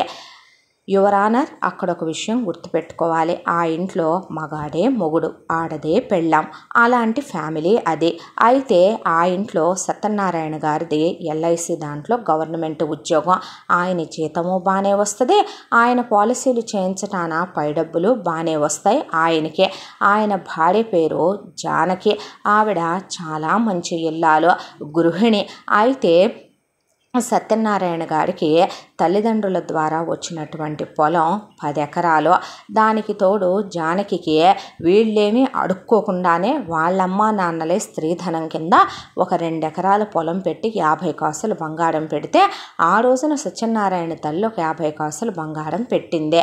సత్యనారాయణ గారు వాళ్ళది సిటీ అవుట్కట్స్లో కాదు కానీ సిటీ మధ్యలో ఒక మంచి కాలనీలో వాళ్ళది 2 అంతస్తుల ఇల్లు, కింద ఒక 4 బెడ్రూమ్, హాలు, కిచెను, పైన ఒక 4 బెడ్రూమ్లు, ఆ పైన టెర్రస్, పెంట్ హౌస్, బ్రహ్మాండంగా ఉంటుంది వాళ్ళిల్లు. వాళ్ళకి 2 పిల్లలు, అబ్బాయి పేరు ఆనంద్, పిల్లాడు చాలా చక్కగా ఉంటాడు, పిల్లాడు ఎంటెక్ చదువుకున్నాడు, ఎంఎన్సి కంపెనీలో జాబ్ చేస్తున్నాడు. పిల్లాడు తనతో పాటు క్లాస్మేట్ అయిన యమున అనే పిల్లని అంతకుముందే ఫ్రెండ్గా ఇంటికి తీసుకొచ్చే, ఆ తర్వాత తను వాళ్ళ ఇంటికి ఫ్రెండ్గా వెళ్ళి 2 కుటుంబాలు మంచి అవ్వటం, దాంతోపాటు ఆనంద్ యమునని ఎంతో ఇష్టపడటం, ఇక జానకి వాళ్ళకు కూడా ఆ అమ్మాయి కరెక్ట్ అనిపించటంతో ఆనంద్కి యమునకి పెళ్ళి కూడా జరిగిపోయిందే. వెంటనే పిల్లల్ని కనకూడదని లైఫ్ ఎంజాయ్మెంట్లో ఉన్నారు వాళ్ళు. ఆనంద్తో పాటు అదే ఆఫీసులో యమున కూడా జాబ్ చేస్తుంది. మొగుడు పెళ్ళాం ఇద్దరు చక్కగా పొద్దున్నే కారులో వెళ్ళి ఈవినింగ్ కారులో వస్తారు. ఏ డిస్టర్బెన్సులు లేని సంసారం. ఓపెన్గా చెప్పాలంటే ఆనంద్ ఒక మాట అనడు, ఒక మాట పడడు, చాలా స్ట్రైట్ ఫార్వర్డ్ పిల్లాడు. దానికి తోడు ఆనంద్కి సెల్ఫ్ రెస్పెక్ట్ చాలా ఎక్కువ. యమున చాలా చాలా మంచి పిల్ల, ఆ ఇంట్లో కోడల్లా కాదు కూతుర్లా కలిసిపోయిందే. జానకి సత్యనారాయణతో ఒకరోజు ఒక మాట అందే, పిల్లలు పుట్టి వాళ్ళకి ఒక 4-5 ఏళ్ల వయసు ఉన్నప్పుడు అనుకుంటాను, ఎంతైనా కూతురు రేపొద్దున పరాయింటికి వెళ్ళిపోద్ది. కూతురు ఆడపిల్ల అన్నాక ఆడపిల్లే కానీ ఏడపిల్ల కాదు. సంవత్సరానికి ఎప్పుడో ఒకసారి వచ్చిపోయే సుట్టరికాలు. కూతుర్ని ఎక్కువ చూడటం, కొడుకుని తక్కువ చూడటం అనేది తప్పండి. 2 పిల్లలకి సమానంగానే చదువు చెప్పిద్దాం. దాంతోపాటు మనం ఒక మాట అన్నా మన కూతురు తుడిచేసుకొని పోద్దేమో, కానీ మనమన్న మాట అయితే మన మనసులో కూతురికైనా గుర్తుండిపోద్ది. కూతుర్ని మనం ఎలా పెంచాలి అంటే మన పరువు అన్నట్టు ఆడపిల్లని పద్ధతిగా పెంచాలి, మగపిల్లాడిని మగసిరిగలవాడిగా పెంచాలండి అని ఆవిడని కోడల్ని ఒక్క మాట అనకూడదు. ఇప్పుడు మనం అన్నామనుకోండి, చాలామంది అత్తలు ఒళ్ళు బలిసి కోడళ్ళు వచ్చిన తర్వాత వాళ్ళు ఒకరోజు ఒక ఇంటికి కోడళ్ళని కూతుళ్ళనే విషయం మర్చిపోయి, వాళ్ళకి కూతుళ్ళున్నారనే విషయం మర్చిపోయి కోడళ్ళ మీద దాష్టికం చేసి నానా మాటలు అనేస్తూ ఉంటారు. రేపొద్దున మనకి ఒక టైం వచ్చి ఒక వయసు వచ్చిన తర్వాత ఏ కూతురు ఏ అమ్మని తీసుకెళ్ళి చూడదు. ఎందుకంటే వాళ్ళకి ఒక ఫ్యామిలీలనే ఉంటాయి కాబట్టి ఆ రోజుకి మనం కోడళ్ళ దగ్గరికే చేరుకోవాలి. మనం అన్నయ్యన్ని మనసులో పెట్టుకొని కడుపులో పెట్టుకొని ఆ రోజు అనేది ఒకరోజు వాళ్ళకి రాకపోద్దా అని వెయిట్ చేసి ఏ మంచానో కంచానో పడ్డామనుకోండి, ఎటు నర్సును పెట్టి చూపిస్తారు ఈ జనరేషన్ పిల్లలు. కుక్క కన్నా హీనమైపోయి చివరికి ఆగతికి కూడా ఇది కాకుండా అయిపోయి వాళ్ళతో తూచా అనిపించుకోవాల్సి వస్తుంది. ఏ అత్తగారైతే ఒక కోడలితో నాకు మా అత్తగారు అత్త కాదు అమ్మ అని అనిపించుకోగలుగుద్దో దాని జన్మ సార్థకత పొందినట్టే. ఏ మామగారైతే ఆయన మామ కాదు నాన్న అనిపించుకోగలుగుతాడో అతనికి మళ్ళీ అమ్మ దొరికినట్టే కోడల రూపంలో. అర్థమవుతుందా నేను చెప్పింది అని ఆవిడ ఏనాడో చెప్పిన మాట. దానికి తగ్గట్టుగానే ఆవిడ తన కొడుకుని అలాగే పెంచుకొచ్చింది. నిజానికి జానకి చాలా స్ట్రైట్ ఫార్వర్డ్ మనిషి, అలాగే చాలా నిజాయితీ గల మనిషి కూడా. తప్పుడు మాటలు చెప్పటం, తప్పుడు పనులు చేయటం వాళ్ళకి నచ్చదు.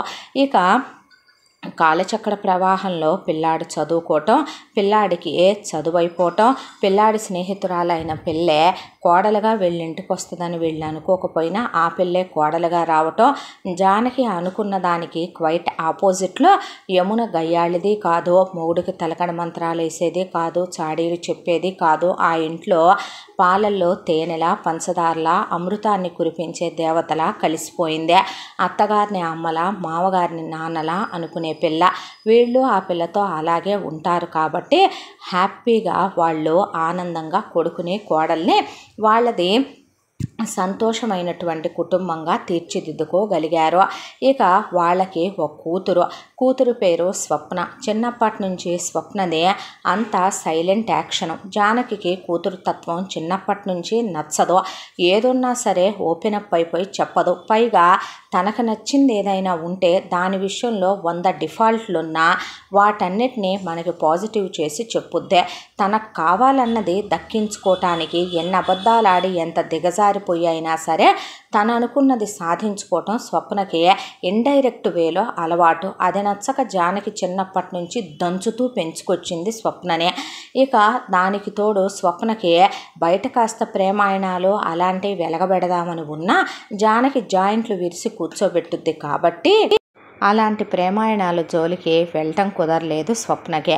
స్వప్నది రీసెంట్గానే బీటెక్ కంప్లీట్ అయిపోయింది. ఎంటెక్ చేస్తావా, పెళ్లి చేసుకుంటావా అని నిర్మోహమాటంగా అడిగేసింది జానకి. నాకు ఆ ఎంటెక్ లాంటివి చదవటం నా వల్ల కాదమ్మా, క్యాంపస్ ప్లేస్మెంట్లో జాబ్ వచ్చింది, నేను జాబుకు వెళతాను, పెళ్ళే చేసుకుంటానని చాలా నిర్మోహమాటంగా చెప్పింది అమ్మా నాన్నలకే. కూతురు నేను ఆడపడుచుని అర్ధమొగుణ్ణి అని ఓవర్ యాక్షన్ చేసిన, వదినతో అతిగా బిహేవ్ చేసిన, వదిన దగ్గర దాష్టికాల్లాంటి ప్రదర్శించిన తాట తీసి మూలను కూర్చోబెట్టుద్ది జానకి. కాబట్టి స్వప్న తన లిమిటేషన్స్లో ఉండాలి.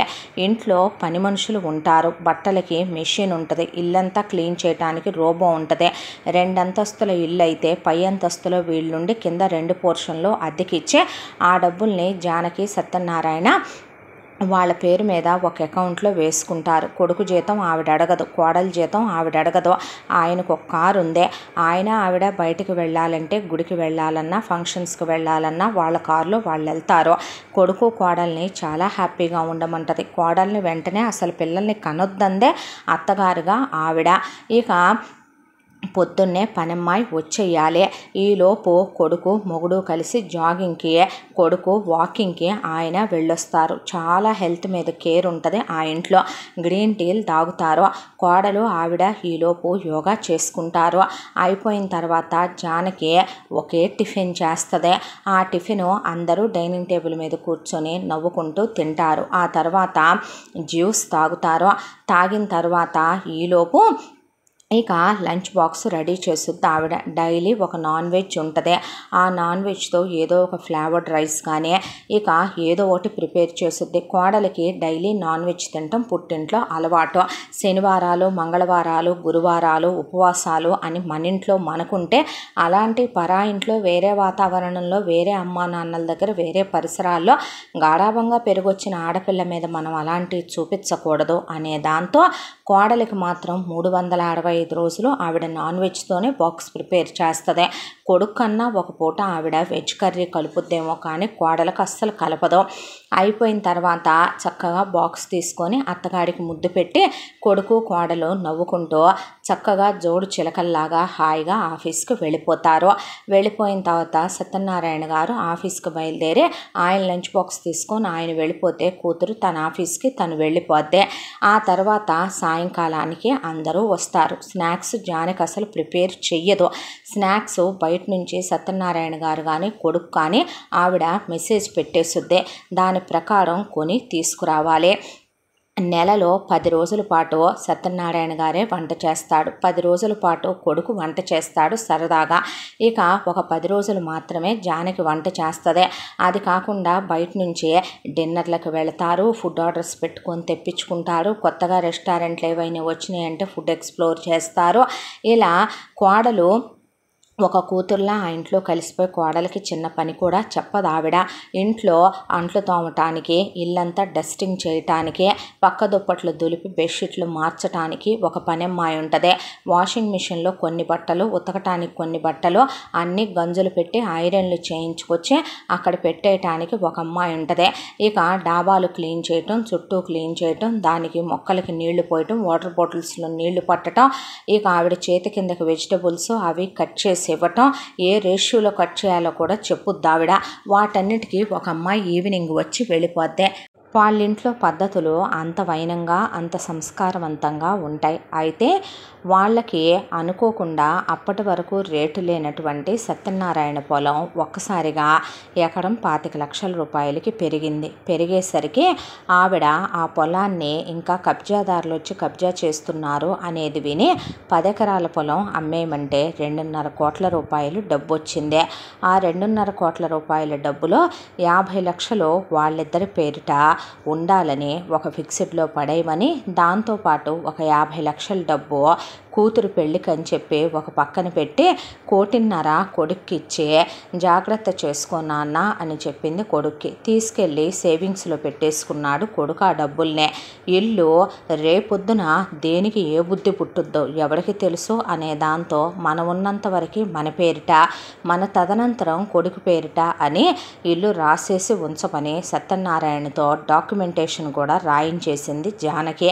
ఆ తర్వాత కోడలికి ఆవిడ తాళి గొలుసు, నల్లబూసలు, హారం, నెక్లెస్, అలాగే 2 లావు గాజులు, 4 సన్నగాజులు, ఎంగేజ్మెంట్కి ఒక రింగు, పెళ్ళికి ఒక రింగు, తర్వాత యానివర్సరీకని కోడలికి 3 స్టెప్ చైన్ ఒకటి, లాంగ్ చైన్ అలా పెట్టుకొచ్చేసింది. కూతురికి కూడా ఆవిడేమి అధిక బంగారాలేమీ చేయించలేదు. ఇప్పటికీ ఒక 5 లక్షల రూపాయల బంగారం కూతురికి ఒక షార్ట్ చైను, అలాగే కూతురికి బ్రేస్లెట్, చైను, చిన్న చితకై కలిపి ఒక 5 లక్షల రూపాయల బంగారాన్ని పక్కన పెట్టి ఉంచుకున్నారు. పెళ్ళికి తీసుకుందాం అనుకున్నారు.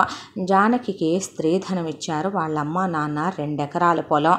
అయితే ఆ 2 ఎకరాల పొలాన్ని అమ్మితే ఒక 50 లక్షలు వచ్చినాయి. అందులో ఒక 25 లక్షల రూపాయలు మళ్ళీ వాళ్ళ భార్యాభర్తల పేరిట వేసుకొని ఒక 25 దానికి ఇంకొక 5 కొడుకు దగ్గర సేవింగ్స్ తీసుకుని ఆవిడ 30 కోడలు చేతికిచ్చి పాప పుట్టినా బాబు పుట్టినా ఉంటాయమ్మా, వాళ్ళ పేరు మీద వేసుకోవటానికి వాళ్ళ చదువులకి ఉంచుకోండి, మీరు ఓవర్ స్ట్రెయిన్ అవ్వద్దు, మీ లైఫ్ని మీరు ఎంజాయ్ చేయండి, ట్రిప్పులకు వెళ్ళిరండి, కావలసినవి కొనుక్కోండి, మీరు రేపొద్దున తరం కోసం సంపాదించాలని కింద మీద పడద్దు అని చెప్పి ఆవిడకి పుట్టింటి వాళ్ళు 50 కాసులు, అత్తింటి వాళ్ళు 50 కాసులు బంగారం పెడితే ఆ 100 కూడా ఆవిడ తదనంతరం ఆవిడకి మనవడు పుట్టినా మనవరాలు పుట్టినా అదే వాళ్ళకేనని ముందే కూతుర్ని అడిగితే చెప్పుతో కొడతానని ఎప్పుడో చెప్పి అదొక కాగితం మీద రాసి సంతకం పెట్టి మరీ లాయర్ గారితో ఒక మాట మాట్లాడి మరీ ఆనంది చేతిలో ఆ పేపర్ పెడితే, ఏంటమ్మా ఈ ఒప్పందాలు, నీకు తెలియదు నాన్న, ఈ జనరేషను చాలా విపరీత ధోరణులు కలిగి ఉంటుందరా అనేసింది ఆవిడ. అయితే ఇక కూతురు పెళ్లి చేసుకుంటానంది కదా అని వాళ్ళు మంచి సంబంధమే కూతురికి చూడమని సేమ్ పెళ్ళిళ్ళ పేరైన రమ్మనమని కబురు పెట్టారు. అయితే ఆయన అనుకోకుండా వచ్చిన దాంట్లో వేళ స్థాయికి స్తోమతకి వీళ్ళు 50 లక్షల రూపాయలు ఇస్తున్నారు అంటే అవతల కనీసం అబ్బాయికి నెలకు ఒక 2 లక్షల జీతం వచ్చేలాగా, లేదంటే కనుక అబ్బాయికి ఏదైనా బిజినెస్ ఉండేలాగా సంబంధం చూడమని వీళ్ళు పిలిచారు. ఆయన ఆ ఫోటోలు చూస్తూ ఉండగా సతీష్ ఫోటో కింద పడింది. సతీష్ ఫోటో చేతిలోకి తీసుకున్న స్వప్న అసలు సతీష్ను చూడగానే మైమరిచిపోయి బొటన వేలుతో ముగ్గులేస్తూ, ఇతను నాకు నచ్చాడమ్మా, ఇతన్ని చేసుకుంటానంటే నువ్వు ముందు మూసుకొని పెళ్ళిళ్ళ పేడ గారి డీటెయిల్స్ చెప్తారు ఆగనే, ఏముందండి వీడికి, ఏంటి డీటెయిల్స్ అని అడిగింది ఆవిడ. అడిగితే ఏమీ లేదమ్మా, ఉండటానికి ఒక 5 ఎకరాల పొలం ఉంది, ఎకరా 25 లక్షలు, 2 చెల్లెలకి వెళ్ళిపోయింది, 3 ఉందమ్మా, దానికి తోడు సిటీ అవుట్కట్స్లో ఒక ఇల్లు ఉంది, 3 BHK ఇల్లు, అది ఎవరి పేరిటుంది, ఎవరి పేరు మీద లేదమ్మా, వాళ్ళ అమ్మా నాన్న పేరు మీద ఉంది, పొలం వాళ్ళ అమ్మా నాన్న పేరు మీదే ఉంది. ఓహో, ఇంకా అబ్బాయి ఎంటెక్ చేశాడు, అబ్బాయికి ప్రేమాయణాలు లాంటి ఏమీ లేవమ్మా, చెడు అలవాట్లు ఏమీ లేవు, నెలకు 70,000 రూపాయల జీతం, ఉద్యోగం వచ్చి సంవత్సర కాలం అయిందమ్మా అబ్బాయికి. జీతం సంగతి ఏంటి, జీతం ప్రస్తుతానికైతే వాళ్ళ అమ్మగారికే ఇస్తాడమ్మా, అబ్బాయికి ఓ బైక్ ఉంది, అంతకు మించి వాళ్ళకి ఏమీ లేదమ్మా అని ఆయన చాలా ఓపెన్గానే చెప్పాడు. కానీ స్వప్నకి అవేవి చెవులకి ఎక్కే కండిషన్లో స్వప్న లేదు. స్వప్న నేచరే ఫస్ట్ నుంచి అదే. దాంతో నేను ఒకసారి అతన్ని కలిసి మాట్లాడతాను, మాట్లాడిన తర్వాత అప్పుడు ఏ విషయం ఫైనల్ చేసుకోవచ్చు అంటే, వెళ్ళేటప్పుడు జానకి అతనితో నువ్వు సొల్లు వాగుడు వాగటం కాదు, అసలు అతను ఏంటి, అతని ఫ్యామిలీ హిస్టరీ ఏంటి, మంచి చెడు ఏంటి అనేది పనికి మాలిందానా నువ్వు కనుక్కో, నువ్వు ఇవ్వడగలవా లేదా, ఉండగలవా లేదా, అసలు అతని మనసు ఏంటి, అతని ఫ్యామిలీ ఏంటి. ఒక ఆడపిల్ల పెళ్లి చేసుకొని వెళ్ళాలంటే అబ్బాయి మాత్రమే కాదు, వాళ్ళ అమ్మా నాన్న వాళ్ళ ఫ్యామిలీ కూడా ఇంపార్టెంటే, అర్థమవుతుందా అని ఆవిడ చెప్పి ఫ్యాట్ మన తల మీద గుర్తుంటుందని ఒకటి తీసి పంపింది ఆవిడ. అయితే వదిన ఆడపడుచుని పక్కకు పిలిచి, ఒక మగాడు పెళ్ళికి ముందు ఎలా ఉంటాడో పెళ్ళైన తర్వాత ఎలా ఉంటాడో తెలుసుకోకుండా ఎప్పుడు పెళ్ళనే దాన్ని స్టెప్ తీసుకోకూడదు, టైం పట్టినా పర్లేదు, కొన్నాళ్ళు మీరు ట్రావెల్ చేస్తామని చెప్పు, అతనితో నీకు, నీతో అతనికి అన్ని అభిప్రాయాలు సెట్ అయితేనే, నువ్వు వాళ్ళ ఇంట్లో మింగిల్ అవ్వగలిగితేనే, అన్ని విధాలా ఓకే అనుకుంటేనే అప్పుడే మనం ఫర్దర్ స్టెప్ తీసుకుందాం, అర్థమవుతుందా, ఆలోచించు, అన్ని విధాలుగా అతను నీ భర్త, అది నీ కాపురం, రేపొద్దున లైఫ్ లాంగ్ అతనితో హ్యాపీగా ఉండాల్సింది నువ్వు, అది గుర్తు పెట్టుకో అని యమున ఎన్నో చెప్పి పంపించింది. పంపించిన తర్వాత ఇంతా కలిసి వెళ్ళి సతీష్ని కాఫీ డేలో కలిసింది స్వప్న. చూడగానే మత్తెక్కిపోయి పిచ్చెక్కిపోయింది సతీష్ని చూడంగానే, ఏమన్నా అందంగా ఉన్నాడు వీడని మై మరిచిపోయింది. సతీష్ మాత్రం కూర్చున్నాడు. సతీష్ వైపు నుంచి మనం తప్పు పట్టడానికి కూడా లేదు, అమ్మా నాన్నలతో కలిసే ఉంటామని, 3 BHK ఇల్లని, ఇల్లు అమ్మా నాన్న పేరు మీదే ఉందని, పొలం అమ్మా నాన్న పేరు మీద ఉందని, అక్క వాళ్ళుండే సందు చివరనే ఉంటుందని, ఆ తర్వాత ఇక అక్క వాళ్ళ పిల్లలు మా ఇంట్లోనే ఉంటారని, వాళ్ళని మా మదరే పెంచుతుందని, నా శాలరీ అమ్మకే ఇస్తానని, ఇన్స్టాల్మెంట్ మీద నేను బైక్ కొనుక్కున్నానని, ఆఫీసులో పలానా సెక్టార్లో వర్క్ చేస్తానని, మొన్న మధ్య ప్రమోషను వస్తుంది అన్నారు, మేబీ త్వరలోనే రావచ్చు, ఇంకా ప్రమోషన్ రాలేదు అని తన వరకు తను మాత్రం తనకే బ్యాడ్ హ్యాబిట్స్ లేవు, గర్ల్ ఫ్రెండ్స్ లేరని ఓపెన్గానే చెప్పుకొచ్చాడు సతీష్. కానీ స్వప్నకు అసలు అవేవి చెవికి ఎక్కలేదు, స్వప్న అసలు అవేవి వినిపించుకోలేదు. సతీష్ పెదవుల వైపు చూస్తూ, సతీష్ చేతుల వైపు చూస్తూ, సతీష్ కళ్ళ వైపు చూస్తూ, అతను గాలి పీల్చేటప్పుడు బ్రీతింగ్ స్టైల్ని ఎంజాయ్ చేస్తూ ఇలా మైమరిచిపోయింది అక్కడ. ఆ తర్వాత ఇంటికి వచ్చాక ఏంటి విషయం అని తల్లి వదిన అడిగారు. అడిగితే హీఈస్ పర్ఫెక్ట్లీ ఆల్ రైట్, అచ్చం నాన్నలాగేనమ్మా, అచ్చం అన్నయ్యలాగానే తెలుసా, వేలెత్తి చూపించడానికి కూడా ఒక్క వంక పలకలేదు. ఎంత మంచోడో తెలుసా వదిన, హీ ఈజ్ అండర్స్టాండింగ్, అసలు he is caring, he is supportive అనే ఒక పెద్ద చాంతాడు. అసలు నిజం చెప్పాలంటే కనుక వాళ్ళ మొగుళ్ళు కూడా దిగదుడిపోయినేమో సతీష్ ముందనే లెవెల్లో చెప్పుకొచ్చింది స్వప్న. దాంతో రాజు మెచ్చిందే రంభ కదా, కూతురు అంతగా పట్టుపట్టి వాణ్ణే చేసుకుంటానన్నప్పుడు కాదని వేరే వాడిని చూడటం ఎందుకు అని వీళ్ళు ఎంక్వైరీ చేయిస్తే ఆ ఎంక్వైరీలో ఏమన్నా నీలవేణి కూతురికి దోచిపెట్టేది బయటపడుద్దా, సుబ్బారావు నీలవేణి కొంగు పట్టుకునేది బయటపడుద్దా, సతీష్ ఆమ్యామ్య వ్యవహారాలు ఏమన్నా బయటపడతాయా, ఇవన్నీ తెలియదు. కాబట్టి జనానికి తెలిసినంత వరకు వాళ్ళదో ఫ్యామిలీ, కూతురికి పెళ్ళి అయిపోయింది, అల్లుడు కూతురు వేరే ఉంటారు, ఇక పిల్లలు ఇక్కడే అప్పుడప్పుడు ఆడుకుంటూ కనిపిస్తూ పెరుగుతూ ఉంటారు, కొడుకు జాబ్కి వెళుతూ ఉంటాడు, తలంచుకుంటే ఎత్తడో, ఇంతవరకు వాళ్ళ ఎంక్వైరీలో తేలిందే. సరే కూతురు కావాలంటుంది కదా అని చెప్పి పెళ్లి చూపులకి రమ్మన్నారు.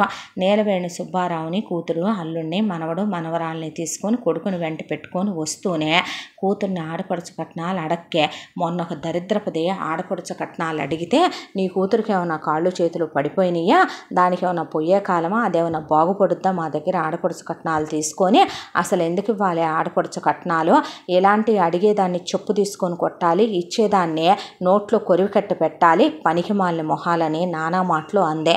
నీకు నేను చేయించిస్తానమ్మా, ఒక 5 లక్షల రూపాయలు ఇచ్చేనా ఆడపడుచు కట్నానికంటే, సరేలే అంది కూతురు. అన్న తర్వాత వీళ్ళు వెళ్ళి అక్కడ పెళ్లి చూపులు కూర్చున్నాక సతీషు స్వప్న ఆల్రెడీ అంతకుముందే మాట్లాడుకొని ఉన్నారు కాబట్టి ఫార్మాలిటీగా అత్తగారు వాళ్ళతో తెగ కలిసిపోయి తెగ మెలికలు తిరిగిపోతూ మాట్లాడింది స్వప్న. కూతురు అంత అతి అంత ఓవర్ యాక్షన్ చేయటం జానకి నచ్చలేదు. సత్యనారాయణకి మరి అంత కూతురు ఒళ్ళెందుకు పొంగిపోతుందో ఆయనకు అర్థం కాలేదు. చెల్లెలు మరి అంత ఎందుకు తెగ అతి చేస్తోంది, చెప్పాలంటే కనుక ఆడవాళ్ళు మగవాళ్ళ మీద అంత ఓవర్ ఇంట్రెస్ట్లు చూపించి అంత ఇదైపోవటం బోల్తా పట్టానికి మొదటి కారణం అనుకుంటాను నేనన్నాడు ఆనంద్. యమునకు కూడా ఆడపడుచు ధోరణి అర్థం కాలేదు. బహుశా పెళ్లి వయసుకు వచ్చి పెళ్లి కాకపోతే ఇలాగే ఉంటారేమో అనుకొని అమ్మాయి పైకి అసలు ఏమీ మాట్లాడలేదు. ఎంత దాంట్లో వాళ్ళు మెదలకుండా కూర్చొని మీ అమ్మాయికి మీరు ఏం పెడదామనుకుంటున్నారు, మీ అమ్మాయికే మీరే అంది నీలవేణి. అంటే నేను ఓపెన్గానే మాట్లాడతానండి, నా వరకు నాకు సీక్రెసీలో పనికిరావు. అసలు నేను మా అమ్మాయికి 25 లక్షల రూపాయలు రొక్కం రూపంలో ఇస్తాము, అవి మా అమ్మాయి పేరు మీదటే బ్యాంకులో వేసి అమ్మాయిని మేము ఫిక్స్డ్ డిపాజిట్లో పెట్టేసి అమ్మాయికి బాండ్ పేపర్స్ ఇస్తాము. దాంతోపాటు మీ అబ్బాయికి ఆల్రెడీ బైక్ ఉంది కాబట్టి మేము కారు లాంటివి ఆఫర్ చేయాలనుకోవటం లేదు, మాకు అలాంటి అలవాటు కూడా లేవు, వాళ్ళిద్దరికీ శాలరీలు వస్తాయి కాబట్టి వాళ్ళు కొనుక్కుంటారు. అమ్మాయి ఆల్రెడీ జాబ్లో ఉంది, అబ్బాయి చేసినా పర్లేదన్నాడంట, పెళ్ళైన తర్వాత కూడా అమ్మాయి జాబ్ చేస్తుంది కాబట్టి ఆ తర్వాత వచ్చిన ప్రాబ్లం ఏం లేదు కాబట్టి వాళ్ళు కింద మీద పడి ఆ విషయాలు చూసుకుంటారు. ఇక తర్వాత అమ్మాయికి ఆల్రెడీ ఇంట్లో 5 లక్షల బంగారం ఉంది, ఒక 10 లక్షల రూపాయల బంగారం కొని 15 లక్షల రూపాయల బంగారము పెడతాము, దానికి తోడు అబ్బాయికి హ్యాండ్ చైను మెల్లో చైను ఒక ఉంగరము పెడతాము, మిగతా ఎంగేజ్మెంట్ ఖర్చులకి పెళ్లి ఖర్చులకి ఇక మీ వైపు మా వైపు ఫోటోలు వీడియోలు మొత్తానికి కలిపే భోజనాల ఖర్చులకి సరిపోతాయి అనుకుంటాను, హనీమూన్ టికెట్లతో సహా అనేసింది జానకి. అన్న తర్వాత ఇక నీలవేణి ఓకే అంటే ఓకే, భేషుకు మొన్నటిదాకా 5 లక్షల కట్నం ఇస్తామన్నోళ్ళు కూడా లేరు కొడుక్కి. కారణం తన కూతురు అన్నారు, తన కూతురు పిల్లలు అన్నారు, తన కూతురు సందు చివరు ఉంటామన్నారు, తన కొడుకు తనకి జీతం ఇవ్వటం అన్నారు, వీళ్ళు అలాంటి ఏమీ పట్టించుకోకుండా అన్నారు కాబట్టి భేషుక్కనే ఏమీ మాట్లాడలేదు. ఎంత దాంట్లో స్వప్న శాలరీని ఎన్నాళ్ళుగా కూడా జానకి కానీ సత్యనారాయణ కానీ తీసుకుందో లేదో, స్వప్న శాలరీ అలాగే ఉంది. అయితే స్వప్న సతీష్తో అది డౌన్ పేమెంట్ కట్టి కారు కొనుక్కోరాదు, నువ్వు కూడా ఇంకొక 5 లక్షలు తర్వాత శాలరీలో నేను కట్టేస్తాగా అందే. అంటే అలా ఎందుకు అన్నాడు. అలా ఎందుకు అంటావేంటి, తీసుకోవచ్చు కదా నువ్వు, అమ్మ నాన్న నా దగ్గరే ఉంచమన్నారు, ఆ డబ్బులు నేనెట్టు ఖర్చు పెట్టలేదు అంటూ ఉండగా జానకి ఆ మాట విని ఫ్యాట్ని తీసింది స్వప్ననే. తీసేసరికి సతీష్ ఏంటా సౌండ్ అంటే ఏం లేదని స్వప్న ఫోన్ పెట్టేసిన తర్వాత ముందు నీ అకౌంట్లో డబ్బులు డ్రా చేద్దు కానీ పదవే అని తీసుకెళ్ళి అకౌంట్లో డబ్బులు డ్రా చేయించేసింది ఆవిడ. కూతురు పేరు మీద ఎటు 25 వేద్దాం అనుకుంటున్నారు కాబట్టి ఆ 25 అలా వేసేసి ఈ 5 లక్షల రూపాయలు కూతురికి రేపొద్దున సీమంతానికి పురిటికి సీమంతంలో నగలకే ఆ పుట్టినటువంటి బేబీ బంగారానికి అని చెప్పి అవి విడిగా ఒక పోస్ట్ ఆఫీసులో అకౌంట్ ఓపెన్ చేసి అందులో వేసి తీస్తే కాళ్ళు చేతులు నరికేస్తా జాగ్రత్త అని చెప్పింది ఆవిడ. కారు కొంటావే, కారు నీ ఇష్ట ప్రకారం ఎలా కనపడుతున్నానే నేను, ఏమోలే జీతాలు తీసుకోవట్లేదంటే నీ ఇష్టం వచ్చినట్టు ఎదవేషాలు వేయటానికి ఏం చేసినా ఊరుకుంటాను అనుకుంటున్నావా అనేసింది జానకి. ఆ తర్వాత సతీష్కి స్వప్నకి ఎంగేజ్మెంటు, ఆ తర్వాత పెళ్ళి అయిపోయింది. ఫస్ట్ నైట్ ఏర్పాట్లు చేసి గదిలోకి పంపించారు. స్వప్న ఎంత ఈ తరం పెళ్ళైనా జానకి తొక్కి నార తీసి పెంచడం వల్ల ఏ ప్రేమాయణాలు, లవ్వులు, ముద్దులు, హగ్గులు, అబ్బాయిలను చూసి క్రష్లు పట్టాలు ఇలాంటివి ఏమీ లేకపోవటం వల్ల సెక్షువల్ ఫియర్స్ కొన్ని ఉన్నాయి. మొగుడంటే సినిమాల్లో చూపించినట్టు పెళ్ళాన్ని దగ్గరికి తీసుకుంటాడు, నడుం పట్టుకుంటాడు, చేతి వేళ్ళు ముద్దు పెట్టుకుంటాడు, అడికాళ్లలో ముద్దులు పెడతాడు, అడిచేతుల్లో ముద్దులు పెడతాడు, బొడ్డు మీద ముద్దులు పెడతాడు, వీపు మీద ముద్దులు పెడతాడు, మెడ పక్కన ముద్దులు పెడతాడు, దగ్గరికి తీసుకుంటాడు, హక్ చేస్తాడు, కిస్ చేస్తాడు. ఆ తర్వాత క్లోజ్ అవ్వచ్చు అనుకున్న స్వప్నని లోపలికి వెళ్ళంగానే సతీష్ ఒక కరువు ప్రాంతంలో ఉండే వాళ్ళకి పులిహార పొట్లం దొరికినట్టుగా స్వప్నని ఆమాంతం మంచం మీదకి తోసేసి స్వప్నతో క్లోజ్ అయిపోయాడు.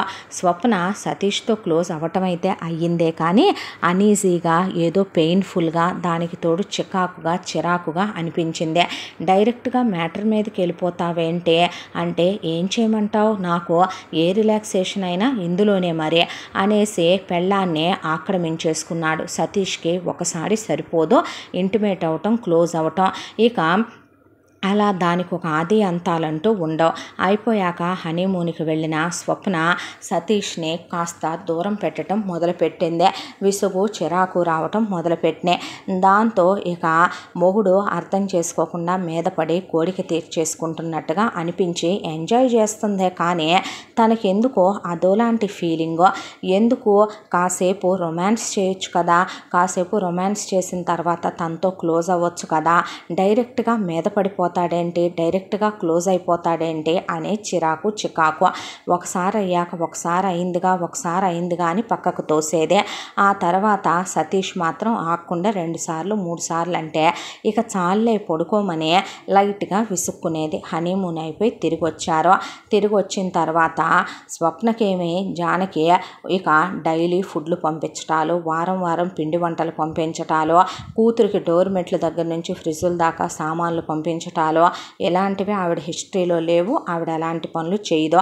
యమున వాళ్ళ అమ్మ వాళ్ళే 3 నెలలకోసారి ఏదైనా పిండి వంటలు పంపితే ఎందుకు మీకు శ్రమ, పని పాట లేక అంటదే. కోడలే వారానికి ఒకసారి పుట్టింటికి వెళ్ళి ఒకరోజు మొగుడిని తీసుకొని వెళ్ళి ఒక వీక్ ఆఫ్లో ఉండొస్తుంది. ఇక వియ్యాల వాళ్ళు ఎప్పుడన్నా వచ్చినా సరదాగా సంతోషంగా మాట్లాడి పంపటం తప్ప ఆవిడ అవమర్యాదగా మాట్లాడటం కూడా జానకి చేత కాదు. ఆవిడ నేచర్ అదే. అయితే ఇలా వచ్చి రాగానే ఇక్కడ కూడా పెళ్ళైన కొత్త కదా, ఎంతైనా పెళ్ళైన కొత్తలో ప్రతి కోడలు కూడా అత్తగారితో ఉత్తమ కోడలు అనే కిరీటం పెట్టించుకోవాలి, నెంబర్ 1 కోడలు అనే టైటిల్ గెలుచుకోవాలి. మొగుడుతో ఎలా ఉన్నా సరే అత్తగారితో మాత్రం ది బెస్ట్ కోడలు ఇన్ ద వరల్డ్ అనిపించుకోవాలనుకునే దానికి ఏమీ అతీతం కాదు స్వప్న. ఆ తర్వాత ఇక్కడికి వచ్చాక కూడా సతీష్తో కాపురం చేస్తూ ఇద్దరు ఆఫీసులకు వెళ్ళొస్తూ ఉండేవాళ్ళు. మొగుడిని మాత్రం ఒక్కసారికి మించి చెయ్యనిచ్చేది కాదు స్వప్న. ఇలా వీళ్ళ కాపురం వెలగబెడుతూ ఉండగా ఒక రోజున పొద్దున్నే ధబా తలుపులు బాధింది నీలవేణి. ఏంటత్తయ్యా అని చెప్తే బయటికి రా అని 2 పీసెస్ నైటీ వేసుకుంటే పైన తగిలించుకో ఏందా అవతారం నువ్వు అనేపాటికి పైన కోటేసుకుని బయటకు వచ్చింది. వచ్చిన తర్వాత ఏంటి ఎట్రా అమ్మాయి వచ్చి ఇదిగో పిల్లాన్ని తీసుకెళ్ళి శుభ్రంగా వాళ్ళు కక్కాకి వెళ్తారు కూర్చోబెట్టేసి శుభ్రంగా ముడ్లు గడిగి పళ్ళు తోమిచ్చేసి స్నానం చేయించేసి పిల్లల్ని స్కూల్కి రెడీ చేసి టిఫిన్ తినిపించేసి వాళ్ళ కోసం ఈలోపు నేను ఇక లంచ్ బాక్సులు రెడీ చేస్తాను, పిల్లల్ని వ్యాన్ ఎక్కించాలి ఎల్లు అనేసరికి స్వప్నకి అసలు అలాంటి పనులంటే కడుపులో తిప్పుతే. తన అన్నకి ఏమైనా పిల్లలు ఉన్నారా? లేరు. ఎప్పుడైనా పిల్లల్ని పెంచిందా? లేదో. దాంతో ఆ పిల్లలు వాష్రూమ్కి వెళ్ళేపాటికి కడుపులో తిప్పితే పిల్లలకి నీళ్లు పెట్టి కొడుతుంది. షవర్ ఆన్ చేసి, ఏంది నీది నువ్వు గడుక్కోవట్లేదా ఏంది, అంత యాషాలు వేస్తున్నావు, రేపు నీకు పుడితే ఏమైనా పనోళ్ళు వచ్చి కడుగుతారా? యాషాలే మాకు యాషాలు, నా సంగతి బాగా ఎరగవు, శుభ్రంగా గడుగు చేయబెట్టి అని దగ్గరుండి కడిగిచ్చింది నీలవేణి. చేతిని 10 సార్లు హ్యాండ్ వాష్ చేసి కడుక్కుంది స్వప్న. తర్వాత పిల్లలకి బ్రష్లు చేయించి స్నానాలు చేయించి ఆ తర్వాత పిల్లలు నానా ఇసుకులు ఇసుకిచ్చి నానా ఏడుపులు ఏడిపించాక పిల్లలకి మొత్తం ఒళ్ళంతా పౌడర్ రాసావా, పిల్లలకి క్రీములు రాసావా, కాళ్ళకి పౌడర్ రాసే సాక్స్ వేసావా, పిల్లలకి తలదువ్వావా, ముక్కులు క్లీన్ చేసావా, చెవులు క్లీన్ చేసావా, టంక్ లైనర్తో నాలుగు గీసావా, కళ్ళల్లో పుసులు తీసావా, అన్నీ చూసుకున్నావా, పిల్లలకి ఇన్నర్స్ అన్నీ నువ్వు క్లీన్గా దులిపేసావా, లోపల చీమలు కానీ ఏమైనా ఉన్నాయేమో ఇన్నర్స్ దగ్గర అంతా పిల్లలకి పౌడర్ అప్లై చేసావా, ర్యాషెస్ వస్తాయి పిల్లలకంటే. చేశానత్తయ్య అన్న తర్వాత పిల్లలకి టిఫిన్ తినిపించు, పిల్లలకు పాలు తాగిచ్చు అన్న తర్వాత ఈగో లంచ్ బాక్సులు తీసుకెళ్ళి పిల్లల్ని వ్యాన్ ఎక్కించరా, వ్యానోడికి జాగ్రత్త అని చెప్పానని చెప్పు అనేసరికి అక్కడికే టైము లేట్ అయిపోవటం మొదలైంది ఆఫీస్కి. అయితే వచ్చి రాగానే సతీష్ స్వప్నని మీదకి లాక్కొని ఇక డ్రెస్ తీసి అవతలు విసిరేస్తే, ఏంటి నువ్వు అంది. ఏంటేంటి దా అన్నాడు. అంటే నాకు ఆఫీస్కి లేట్ అవుతుంది, ఇప్పటికే మా టీం హెడ్ నన్ను తిట్టకుండా తిడుతున్నాడు, న్యూ ప్రాజెక్ట్ వస్తుంది అన్నాడు ఇవాళ, నేను లేటుగా వెళ్ళానంటే ఉద్యోగం ఊడిపోద్ది లే అని సతీష్ ఆల్మోస్ట్ క్లోజ్ అవుదాం అనుకున్నప్పుడు తోసేసింది స్వప్న. సతీష్ ఈగో బాగా హట్ అయింది. దాంతో ఇక స్వప్నని అప్పటి వరకు బండి మీద తీసుకెళ్లేవాడు నువ్వే వెళ్ళిపో నాకు లేట్ అవుద్ది అనేపాటికి ఆ రోజు నుంచే స్వప్న బతుకు అయితే మెట్రో లేతే సిటీ బస్సు లేతే సర్వీస్ ఆటోకి ఫిక్స్ అయిపోయింది. ఆ తర్వాత ఇలా ఒక వారం రోజుల పాటు పిల్లల్ని అలవాటు చేసింది నీలవేణి స్వప్నకే. పిల్లల పెంపకాలు, పిల్లల్ని పెంచే విధానాలు. ఆఫీసు నుంచి రాగానే పిల్లలకి మళ్ళీ స్నానాలు చేయించటం, పిల్లలతో హోంవర్కులు చేయించటం, ఆ తర్వాత పిల్లలకి భోజనం ఒక్కొక్కళ్ళకి 2-3 గంటలు పడితే అవి తినిపించటం, ఆ తర్వాత పిల్లలకి పాలు పట్టడం, పిల్లలకి బెడ్ టైం స్టోరీస్ చెప్పటం, పిల్లల్ని నిద్రపుచ్చటం. అక్కడితో స్వప్నకి టాస్క్ కంప్లీట్ అయింది. పెళ్ళవగానే వెంటనే పిల్లల్ని కనకూడదు అనే దాంతో సతీషే బర్త్ కంట్రోల్ యూస్ చేస్తున్నాడు. వెంటనే పిల్లల్ని కనకూడదు, లైఫ్ ఎంజాయ్ చేయాలి అని సతీష్కి బాగా ఇంటిమేషన్ ధ్యాస ఎక్కువ. ఆ విషయం స్వప్నకి తెలిసి కూడా సతీష్ని ఆల్మోస్ట్ నెగ్లెక్ట్ చేసి దూరం పెట్టేయడం మొదలుపెట్టింది. పిల్లల్ని ఇలా పడుకోబెట్టి వెళ్ళేసరికి రా అని సతీష్ అంటే అబ్బలే చికాగ్గా ఉంది, చిరాగ్గా ఉంది, వెదవగోల 24 గంటలు అదే పని అనేసరికి ఇక సతీష్ పూర్తిగా వెక్స్ అయిపోవటం మొదలుపెట్టాడు స్వప్న విషయంలో. పిల్లల పెంపకం పని అయిపోయింది కాబట్టి ఇక నెక్స్ట్ వీక్ నుంచి అంట్లు దోమెళ్ళు అంట మొదలుపెట్టింది నీలవేణి. అయిపోయిన తర్వాత వంట చెయ్యాలి అంటే వంట ఏమైనా కాస్త పని, టిఫిను 2-3 రకాలు వేయాలి, ఆ తర్వాత ఆ టిఫిన్లోకి 2-3 రకాల చట్నీలు చేయాలి. నాకు రాదు అంటే కూర్చోబెట్టి మీ అమ్మ అయితే ఒక దెబ్బేసి నేర్పు ఉండాలి, మీ అమ్మకి నేర్పటం చేతగాల, నేను నేర్పుతాను రమ్మనమని టపీ టపీ టపీ తట్టినట్టుగానే ఫెటా ఫెటా ఫెటా 4 వేస్తూ ఇలా చెయ్యాలి, అర్థమైందా? ఇలా పెసరట్టేసి ఇలా ఉప్మా చేసి ఉప్మాని ఇలా పెసరట్లో పెట్టి అల్లం, పచ్చిమిరపకాయలు, జీలకర్ర ఇలా వేయాలి, అర్థమవుతుందా? ఒక బాక్స్లోకి ఆ పెసరట్లుది, అలాగే వదినకి ఇష్టం ఇందులోకి చట్నీలు సర్దు, అలాగే పొడులు సర్దు, చిట్టి పెసరట్లలోకి పైన పప్పులు అతకవే, అలాగే ఇదిగో కాసిన పూరీకి పిండి పక్కన పెట్టాను, కాల్చు, పూరీలు గుండ్రంగా రావాలి, లేనిది తినరు, బాక్స్ మొత్తం ఒత్తు రౌండ్గా ఆ వచ్చిన ఎక్సెస్ తీసే, ఆ తర్వాత పూరీ కూర హోటల్లోలా రావాలి, ఇలా వండు అని స్వప్నని ఫెటేల్ మంతేస్తా ఒక వారం రోజుల్లో అంట్లు తోమటం. ఆ తర్వాత అంట్లతో పాటు టిఫిన్ సెక్షన్ అయిపోయింది. ఆ తర్వాత నుంచి స్వప్నను పొద్దున్నే 4 గంటలకే నువ్వు లేనిది పని ఎలా అవుద్ది నిద్రమొహం వేసుకొని అనే వంటలు చేయటం నేర్పించేసింది. ఆ తర్వాత సాయంకాలం ఆఫీసు నుంచి రాగానే పిల్లల పని కంప్లీట్ అయిపోగానే ఇల్లంతా ఊడ్చుకురా, శుభ్రంగా దులుపుకురా, ఇల్లంతా డస్టింగ్ చేసుకురా, బాత్రూములు గడుక్కురా, పూల మొక్కలకి నీళ్లు పెట్టు, పైన టెర్రస్ అంతా ఊడు, టెర్రస్ అంతా కడుగు, గుమ్మం ముందు ముగ్గు పెట్టు, తులసమ్మకు దీపం పెట్టు, పూజ గదిలో దీపాలు పెట్టు, దానికి తోడు శుభ్రంగా ఇక సాయంకాలం పూట వంట చెయ్యి, ఇల్లంతా శుభ్రంగా ఊడవటం, తడిగుడ్లు పెట్టడం అయిపోయింది కదా, వెళ్ళి బట్టలు ఆల్రెడీ రెడీగా ఉన్నాయి, బట్టలు ఉతుకుదు కాని పద అని స్టూల్ వేసి కూర్చొని చేతిలో తినేటటువంటి ఒక ప్లేట్ పట్టుకొని దాంతోపాటు మంచినీళ్ళు తాగటానికి ఒక లోటా పెట్టుకొని ఆ లోటాతో మొట్టికాయలు వేస్తూ స్వప్నకి మగాళ్ళ ప్యాంట్లకి జిప్పులు ఉంటాయి, మిషన్లో వేయకూడదు, మగాళ్ళ సొక్కాలకి గుండీలు ఉంటాయి, మిషన్లో వేయకూడదు, నా బ్లౌజులకి ఉక్సులు ఉంటాయి, మిషన్లో వేయకూడదు, నా చీరలు వంకర్లు తిరిగిపోయి చుట్టుకుపోతాయి, మిషన్లో వేయకూడదు, నీ డ్రెస్సుల సంగతి ఏమో నాకు తెలియదు అన్న తర్వాత పిల్లలు ఏ బట్టలు పాడైపోతాయి వేయకూడదు, మరి ఈ మూట ఎవరిది అని అడిగితే వదిన వాళ్ళ ఎవరు ఉతుకుతారే అని ఇక్కడికి వచ్చేసరికి కూతురయ్యి ఇక బెడ్షీట్ల దగ్గర నుంచి కూతురు మొత్తం బట్టలు ఇక్కడికే వచ్చిన తర్వాత వాటన్నిటికీ శుభ్రంగా ఉతుక్కొని బ్లూలు పెట్టి వాటన్నిటికీ గంజులు పెట్టుకొని వాటిని ఆరేయాలి. నెక్స్ట్ డే ఈవినింగ్ మళ్ళీ తనే వచ్చిన తర్వాత వాటిని కిందకి తెచ్చుకొని ఐరన్ చేసుకొని వదిన వాళ్ళయ్యే ఒక నీట్గా ఉన్న సంచిలో సర్ది పెట్టేసి వీళ్ళవన్నీ షెల్ఫుల్లో సర్దుకోవాలి. ఆ తర్వాత ఇక వీకెండ్ వచ్చిందంటే పెళ్ళాంతో ఎప్పుడు క్లోజ్ అవుదామా అని సతీష్ చూస్తూ ఉండేవాడు.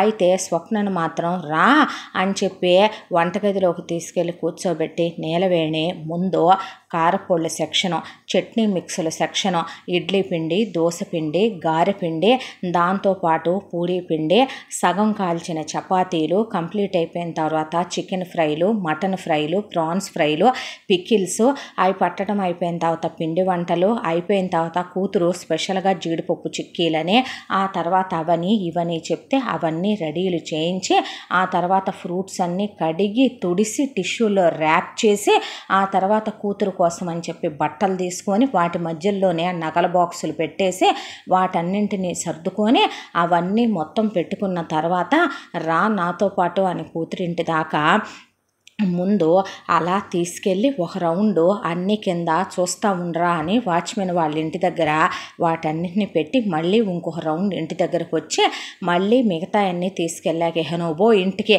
అన్న తర్వాత వెళ్ళి ఇంట్లో పనులు చూడు బొచ్చుడంట్లయిని అవన్నీ నేను వచ్చేపాటికి శుభ్రంగా తోముంచని ఇవన్నీ తీసుకెళ్ళి కూతురింట్లో సర్దేసి కూతుర్ని ఇక రోజు సవరదీసి వచ్చినట్టే సవరదీసి ఇంటికి వచ్చేది నీలవేణి. ఈలోపు ఒళ్ళంతా పులిసిపోయి ఒళ్ళంతా హోనమైపోయే మొగుడిని ముట్టుకొని ఇచ్చేది కాదు, విసుక్కునేది స్వప్న. దాంతో సతీష్కి చిరాకు, చికాకు, విసుగు, కోపం, అసహ్యం అన్నీ పెరిగిపోవటం మొదలైపోయినాయి. ఇలా ఒక 3 నెలల కాలం గడిచిపోయింది. గమనించడం మొదలుపెట్టింది. నెల వచ్చేపాటికి మామ జీతం, మొగుడు జీతం, తన జీతం, ఇక ఇలా జీతాలు అయిపోవటంతో పాటు తన్ని ఒక 5 లక్షల రూపాయలు డ్రా చేసి తీసుకురా అంది అత్త. నేనివ్వను అత్తయ్య, ఇస్తే మా అమ్మ నన్ను చెప్పు తీసుకొని కొట్టుద్ది అంది స్వప్న.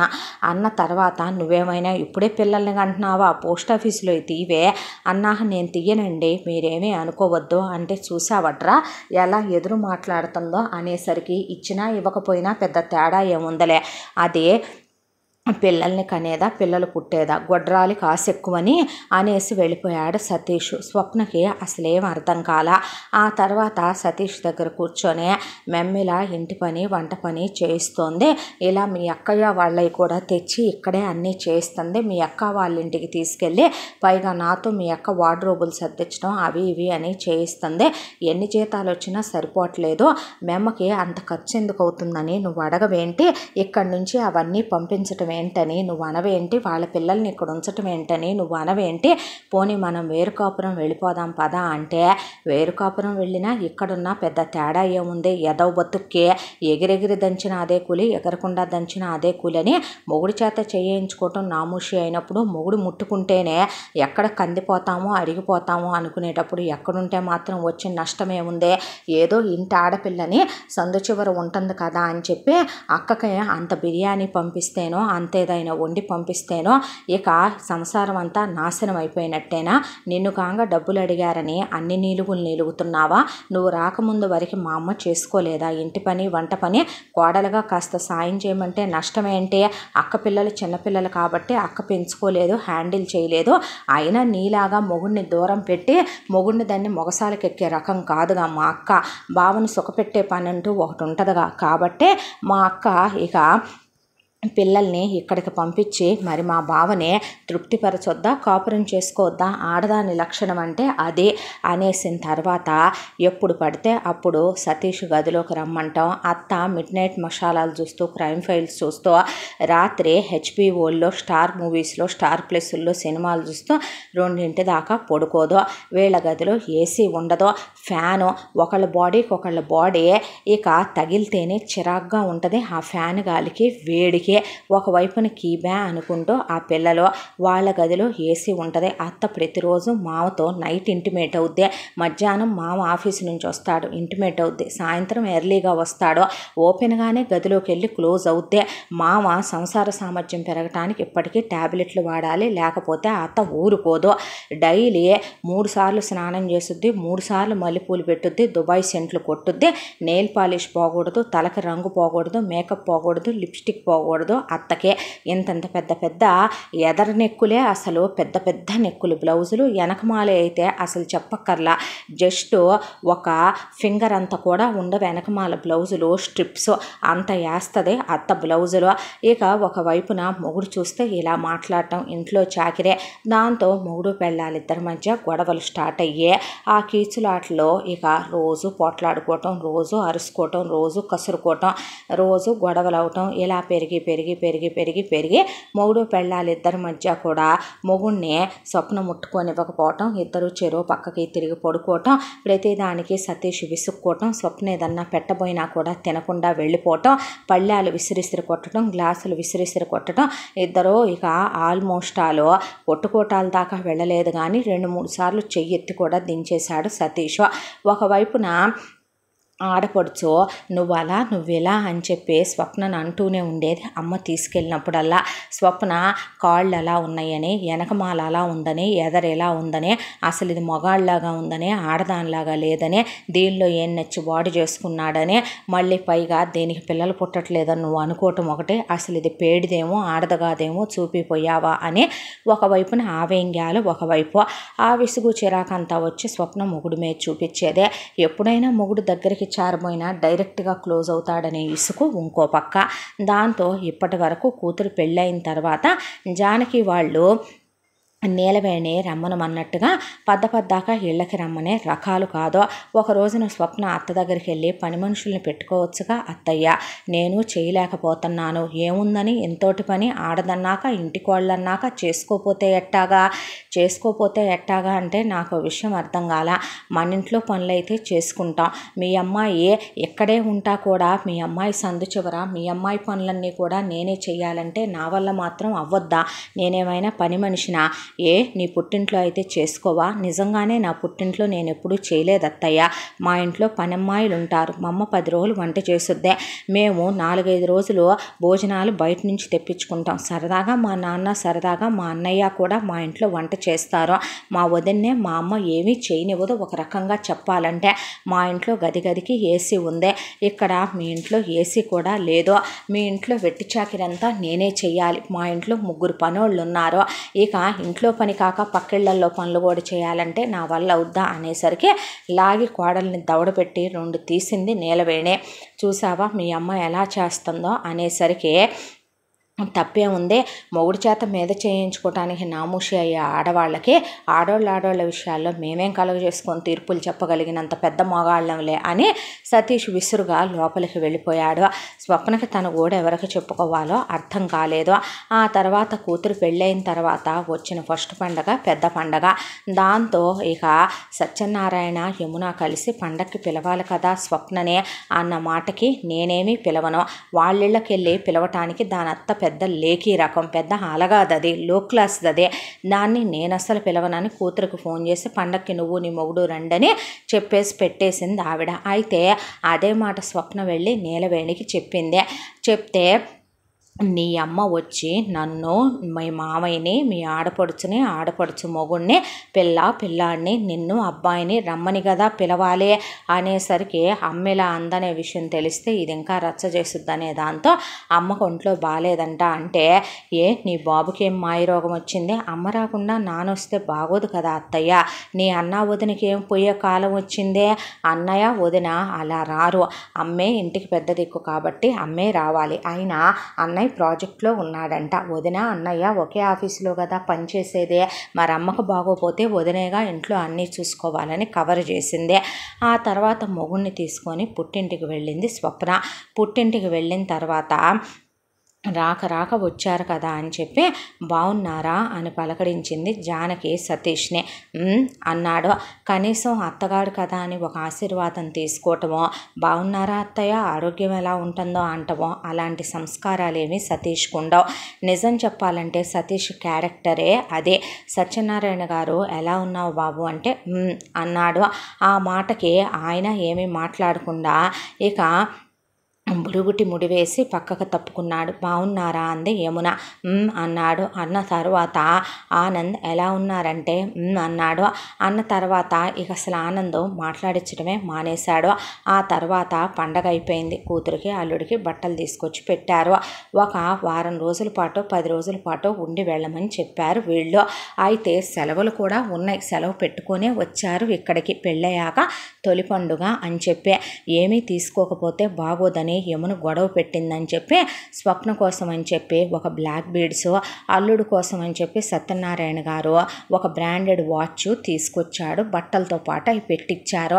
ఇచ్చిన తర్వాత 3 రోజులకే కోడలు పాచి పని చేయాలి కాబట్టి ఇక్కడ పనులు చేసుకోలేక రమ్మనమని కబురు మీద కబురు, ఫోన్ మీద ఫోను చేయటం మొదలుపెట్టింది నీలవేణి.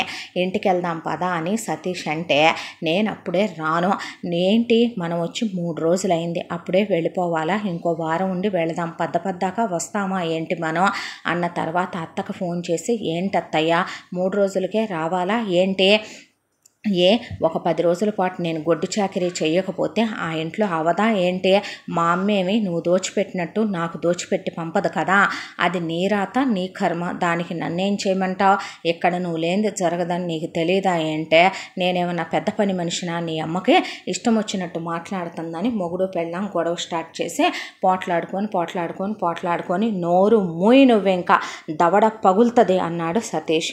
అనేసరికి నేను తిప్పి కొట్టగలను, you rascal, you fool, you scoundrel, you idiot, నువ్వు మమ్మ పప్ప బాయ్వి, చెత్త ఫెలో అని చెప్పి ఒకవైపున స్వప్న తిట్టడం, ఇక ఆల్మోస్ట్ బీబీ పదాల దాకా సతీష్ తిట్టడం అన్నీ అయిపోయినాయి. ఎంతైనా కూతురు కాబట్టి సత్యనారాయణ గారికి ప్లాన్ లాగేసిందే. జానకి అంతా దాంట్లో ఆవిడ అసలేమీ మాట్లాడలా. ఆనంద్ ఇదంతా వింటూ కూడా ఫోన్ చూసుకుంటూ కూర్చున్నాడు. యమునకి భయం వేస్తుంది ఇంట్లో వాతావరణం చూస్తే. ఆ తర్వాత నెక్స్ట్ డే మార్నింగ్ సతీష్ నిద్ర లేవలేదు. జానకి వంటగదిలో ఆ రోజు బొబ్బట్లు చేస్తున్నారు అత్త కోడళ్ళు. అయితే కోడలు అత్తగారు చూపించిందని బొబ్బట్లలోకి ఉండలు చేస్తూ అక్కడ పెడితే ఆవిడ చేసి కాలుస్తోంది. ఇక సత్యనారాయణ గారు వాకింగ్కి, ఆనంద్ జాగింగ్కి వెళ్ళొచ్చి అప్పుడే అలా కూర్చొని గ్రీన్ టీ తాగుతూ ఆయన న్యూస్ పేపర్ తిరిగేస్తూ ఆనంద్ ఫోన్ చూస్తూ కూర్చున్నారు. స్వప్న గుడ్ మార్నింగ్ అమ్మా, గుడ్ మార్నింగ్ వదిన అని వంటగదిలోకి వచ్చింది. ఆవిడ కూతురు వైపు చూసి ఏమీ మాట్లాడలే. యమున ఏంటి నిన్న గొడవ మీ ఇద్దరి మధ్య, ఏంటి డిస్కషను అని అత్తగారు చూపుకి అర్థం అదేనన్నట్టు తను అడగమన్నట్టుగా ఆవిడ అడగదు. కోడలుగా ఆవిడ తరపున ఆ ఇంట్లో రేపొద్దున అన్నీ చూసుకోవాల్సింది కోడలే కాబట్టి అత్తగారి చూపుని అర్థం చేసుకుని మరి అడగాలి యమునే. అలాగే యమున స్వప్నని ఆ మాట అడిగిందే. ఏముందో వదిన, కడుపు చించుకుంటే కాళ్ళ మీద పడుద్దని పెళ్ళయ్యి ఏమంటా వెళ్ళానో కానీ పెళ్ళై వెళ్ళిన దగ్గర నుంచి ఒక్కరోజు సుఖం లేదు, ఒక్కరోజు సంతోషం లేదు. ఆడపడుచు పిల్లల్ని తీసుకొచ్చి ఇలా ఇంటి మీద పెట్టిందే. ఇలా ఫస్ట్ పిల్లల పనులు, ఆ తర్వాత టిఫిన్ పనులు, ఆ తర్వాత వంట పనులు, ఆ తర్వాత ఇంటి పనులు, ఆ తర్వాత ఆడపడుచు ఇంట్లో పనులు, ఆ తర్వాత పిండి వంటలు పచ్చళ్ళు, ఆ తర్వాత ఉద్యోగం చేస్తే నా జీతం తనే తీసుకుంటుంది, తన జీతం తనే తీసుకుంటుంది, మామ జీతం తనే తీసుకుంటుంది, నోరెత్తడానికి వీల్లేదు, తడుతున్నట్టుగా కొడుతుంది. అసలు వీడిని ఎందుకు పెళ్లి చేసుకున్నానా అని నేను ఏడవని రోజు లేదు, నేను బాధపడని రోజు లేదు. అసలు ఆ రోజున నా కళ్ళకి మైకం కమ్మేసిందే. ఆ రోజు అతను చెప్పలేదా నీతో ఇవన్నీ? చెప్పాడు వదిన, కానీ నేను అతన్ని చూస్తూ మైమరిచిపోయి అవేవి వినిపించుకోలేదు. వీడిని చేసుకోవటం కన్నా అడుక్కునేవాడిని చేసుకున్నా నేను సుఖంగా ఉండేదాన్ని. ఓపెన్గా చెప్పాలంటే వీడు పెద్ద పర్వటెడ్ గై, వాళ్ళ ఇంట్లో అందరూ అలాగే ఉంటారు. ఇదేంటని అడిగితే ఊరుకోడు. మమ్మ పప్ప సిస్టర్ బాయ్ వీడు. ఆ విషయం నేను అర్థం చేసుకోలేదు. చూడటానికి బాగున్నాడు కదా అని చెప్పి చేసుకున్నందుకు నాకే వాల్యూ లేదు, ఏ విలువ లేదు. కుక్క కన్నా హీనం నా బ్రతుకు అక్కడ. పొద్దున 3ంటికి 4ంటికి నిద్ర లేవాలి. రాత్రి ఎప్పుడు పడుకుంటున్నానో కూడా గుర్తులేదు. ఇంటి చాకిరి, వెట్టి చాకిరి, ఆఫీసులో చాకిరి. అసలు నా బతుకేంటో నాకే అర్థం కావటం లేదు. వెదవ బతుకు. నేను చెప్తే బాగోదు కానీ వాళ్ళమ్మ చేయి చేసుకోవటం, వీడు నా మీద 4-5 సార్లు చెయ్యెత్తటం చూసావుగా ఎలాంటి బూతు మాటలు మాట్లాడతాడో, ఎంత హీనంగా తీసి పారేస్తాడో. వాళ్ళక్క నన్ను బాడీ షేమింగ్ చేయటం, నా మీద జోకులు వేసుకొని నవ్వుకోవటం పెద్ద టార్చర్ అయిపోయింది, పెద్ద నరకం అయిపోయింది వదిన నా బ్రతుకు. ఏంటో వెదవ బ్రతుకు అర్థం కావటం లేదు. అసలు ఎందుకు ఇలాంటి డెసిషన్ తీసుకున్నానంటావు అనేసరికి బొబ్బట్లు కాలుస్తున్నటువంటి జానకి కాలే అట్ల కాడ తీసుకొని స్వప్నని అలాగే పట్టుకొని చేతి మీద టాపు పైకెత్తి అలాగే సర్రక్కని పెట్టింది 2 వాతలు. అబ్బా అంటూ ఉండగా నోరు గట్టిగా మూసి నోట్లో కోడలి చేతిలో నుంచి బొబ్బట్టు ముద్ద తీసుకొని నోట్లో కుక్కేసేపాటికి అనుకుంటూ ఎందుకే వాత పెట్టావు అనేసరికి యమున, నువ్వే కదా ఆ రోజు వెనక ముందు కింద పైన ఆలోచించుకోకుండా వెళ్ళేటప్పుడు అత్తయ్య ఎన్ని చెప్పింది, నేను ఎన్ని చెప్పాను. అసలు మా మాట నువ్వు ఏం విన్నట్టు? పెడచెవిని పెట్టి నువ్వు అతన్ని చేసుకోవాల్సిన అవసరం ఏంటి? నీకు మేము ఎలాంటి మ్యాచ్ చూసి చేద్దాం అనుకున్నామో నీ డెసిషన్ ప్రకారం నువ్వు చేసుకున్న తర్వాత ఇప్పుడు అనుభవించటం తప్ప చేయగలిగిందేముంది? పోనీ అతనితో డివోర్స్ తీసుకుంటావా? పోనీ బయటకు వచ్చే నీ లైఫ్ ఏదో నువ్వు బ్రతుకుతావా? వేరే పెళ్లి చేసుకుంటావా అని అడిగింది యమున. అత్తగారి చూపకు అర్థం అదే అన్నట్టు. ఆయన్ని నేను వదలలేను, ఆయన లేనిది నేను ఉండలేను అనేసరికి ఆవిడ పక్కనే టీ కాస్తుంది. కాలే టీ చేయి పట్టుకొని చేతి మీద పోసి వదిలిపెట్టింది జానకి. వామ్మో వాయు కుయ్యో మొర్రో అంటుంటే నోటి మీద కొట్టింది కూతుర్నే. కొట్టిన తర్వాత ఇది స్వయంకృతాపరాధం కాదంటావా? నీకు నువ్వే తీసుకున్న గొయ్య కాదంటావా? నీకు నేను ఆ రోజే చెప్పాను, పెళ్లి చేసుకోవటానికి హస్బెండ్ ఎంత ఇంపార్టెంటో అతని ఫ్యామిలీ కూడా అంతే ఇంపార్టెంట్ అని. ఎందుకమ్మా నన్ను కొడతావో? ఏ అన్నయ్య వదింది లవ్ మ్యారేజ్ కాదా? చెప్పు తీసుకొని కొడతా బజారు దానా. నా కొడుకుని కోడల్ని అన్నావంటే నేను అలా పెంచానంటే నీ అన్నయ్యని ఏ రోజైనా సరే వాడికి నీ మొగుళ్ళలాగా పెద్దవాళ్ళు పలకరిస్తే అని వెళ్ళిపోవటం. వాడి అత్తమామలతో అలాగే ఉంటున్నాడా? వాడి బావమరితో వాడు అలాగే ఉంటున్నాడా? వాడి పెళ్ళాంతో నీ మొగుడు ఉన్నట్టే ఉంటున్నాడా? ఇంతవరకు పెళ్ళాన్ని జీతం తీసుకున్నాడా? వాడి జీతం అమ్మా నాన్నలుగా మేము అడిగామా? నీ అత్తలాగా ఆస్తి మొత్తం దాని పేరు మీద పెట్టుకొని నేను కులుకుతున్నానా? వాడికి ఇవ్వాల్సింది వాడికి ఇప్పించలేదా? మీ వదినకి పెట్టాల్సింది పెట్టలేదా? మహారాణిని చూసుకున్నట్టు చూసుకుంటున్నాడు పెళ్ళాన్నే. మీ అన్నయ్యతో పోల్చావంటే ఎడంకాలు చెప్పు తీసుకొని, మీ నాన్నతో పోల్చావంటే దవడ పగిలిందాకా కొడతా. ఒక్కరోజు కూడా ఆ మహానుభావుడు నన్ను ఒక మాట అన్నది లేదో. దేవతను చూసుకున్నట్టు చూసుకుంటాడు మీ నాన్న. నీ బతుకుచ్చాడా? నీకై నువ్వే వెళ్ళి ఆ రోజున నాన్నలాంటి వాడు, అన్నయ్య లాంటి వాడు అని చెప్పి కదే వాడిని చేసుకున్నావో. నీ బతుకు నువ్వు తగలయ్యా. వాడికి నిలువెల్లా విషమే, నిలువెల్లా కొవ్వే. అలాగా ఎదవ్వాడు. ఊడుకోండి అత్తయ్య అని యమున అంటుంటే, ఏంటమ్మా ఊడుకునేదే? పైగా దీని బతుక్కి ఇది మళ్ళీ వాడి గురించి మనకి చెప్పటం పనికి మాలిందే అని ఆవిడ అక్కడి నుంచి వెళ్ళిపోయింది. వెళ్ళిపోయిన తర్వాత ఆ రోజు రాత్రి యమున ఆనంద్ దగ్గరికి వెళ్ళి, ఏంటి ఆలోచిస్తున్నావు అంటే, నేను దేని గురించి ఆలోచించనురా, నాకు అసహ్యం వేస్తోంది దాని మొగుణ్ణి, ఆ కాపురాన్ని, ఆ పద్ధతిని చూస్తే. ఏమే వాడి దగ్గర ఎంటెక్ చదివిన కళ ఒకటైనా ఉందా? వాడు ఎంఎన్సీలో వర్క్ చేస్తున్నాడు. ఆ సంస్కారం అనేది ఉందా? డీసెన్సీ అనేది ఉందా? వాడేమన్నా లెజెండా? పైన నుంచి దిగొచ్చాడా? రాగానే నాన్న పెద్దవారా, వాడు పెద్దవాడా? నాన్నగారు వాడిని పలకరించాలా? పలకరిస్తే అని వాడు ఆన్సరు. పోనీలే అమ్మ పలకరించిందంటే అదే నువ్వు పలకరిస్తే అదే ఆన్సరు, నేను పలకరిస్తే అదే ఆన్సరు. ఎక్కడికి వెళ్తాయి అలాగా రాస్కెల్స్కి, చీప్ ఫెలోస్కి, ఆ లో క్లాస్ బుద్ధి బుద్ధులు క్యాస్ట్ అంటారు. కొన్ని క్యాస్ట్తో రావే. కొన్ని మనుషులు చుట్టూ ఉన్న సొసైటీని చూసి నేర్చుకోవాలి. వాడి దగ్గర కాస్తైనా సంస్కారం అనేది ఉందా? ఓపెన్గా చెప్పాలంటే వాడు ఎందుకు పనికిరాని పనికి మాలిన ఎదవ సన్నాసే. వాడికి తెలియకుండా, వాడి బాబుకి తెలియకుండానే వాడమ్మ అంత చేసిందంటే నువ్వు నేను నమ్ముతామా?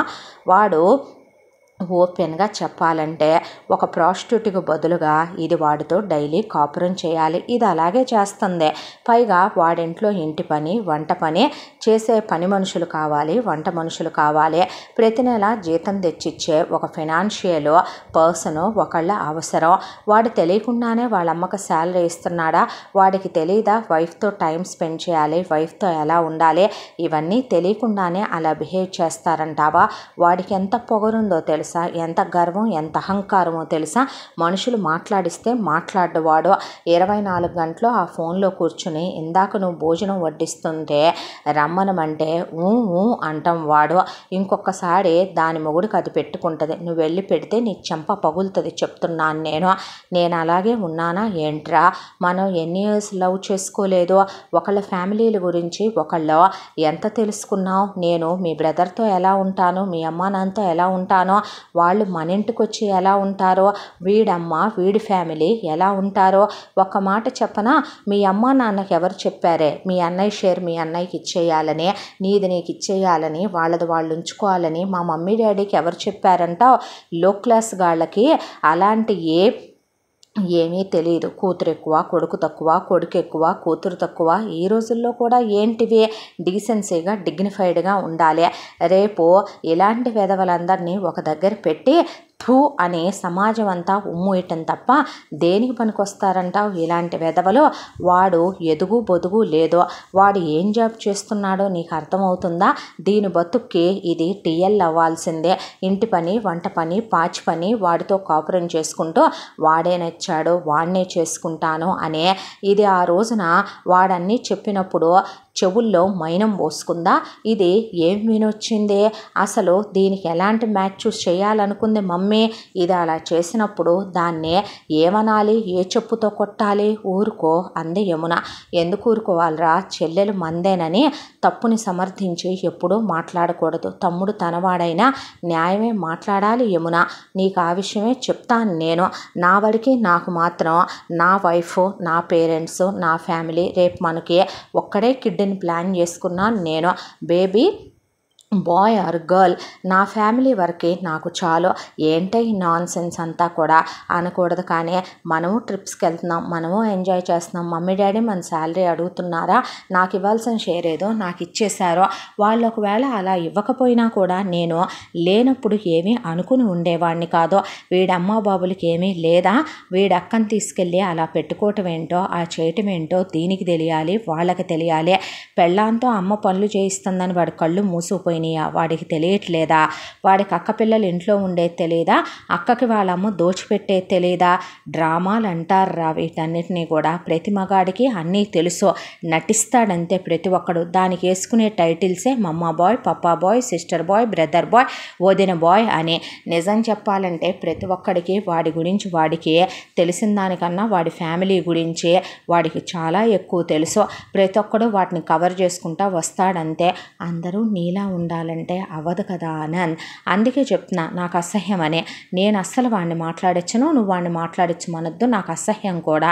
అది కాదు అత్తయ్య మామయ్య, ఆల్రెడీ నాన్నకి ఇప్పుడు నీకు పుట్టిన బుద్ధే పుట్టుంటుంది.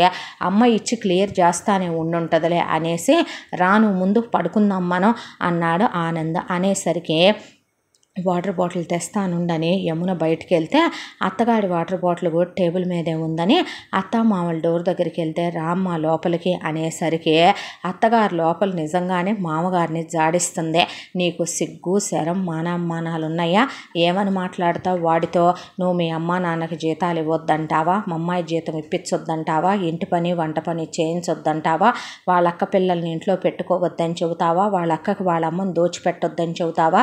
ఇవన్నీ నీ కూతురికి తెలియకుండానే కొన్నాళ్ళు ట్రావెల్ చేయమందిగా యమున, వాడు కొన్ని నిజాలు చెప్పాడుగా, అంతకుముందు 50 సంబంధాలు తప్పిపోయినాయిగా, అన్నీ తెలిసి నీ కూతురు సిగ్గు లేకుండా ఇష్టపడి వాడిని పెళ్లి చేసుకొని నీ కూతురు ప్రతి రాత్రి వాడితో చేసేదాన్ని కాపురం అంటారా?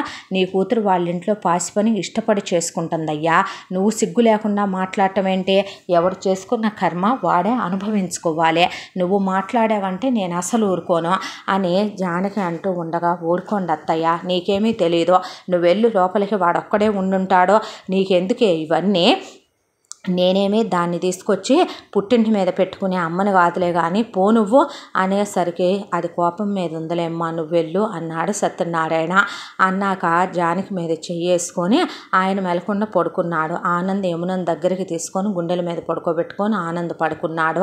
ఇక ఆ తర్వాత నెక్స్ట్ డే మార్నింగ్ సత్యనారాయణ ఆయనకి ఆఫీసులో పనుందని, ఆనంద్ ఏదో ప్రాజెక్టు విషయం మాట్లాడాలని వెళ్ళిపోతే యమునకి లీవు.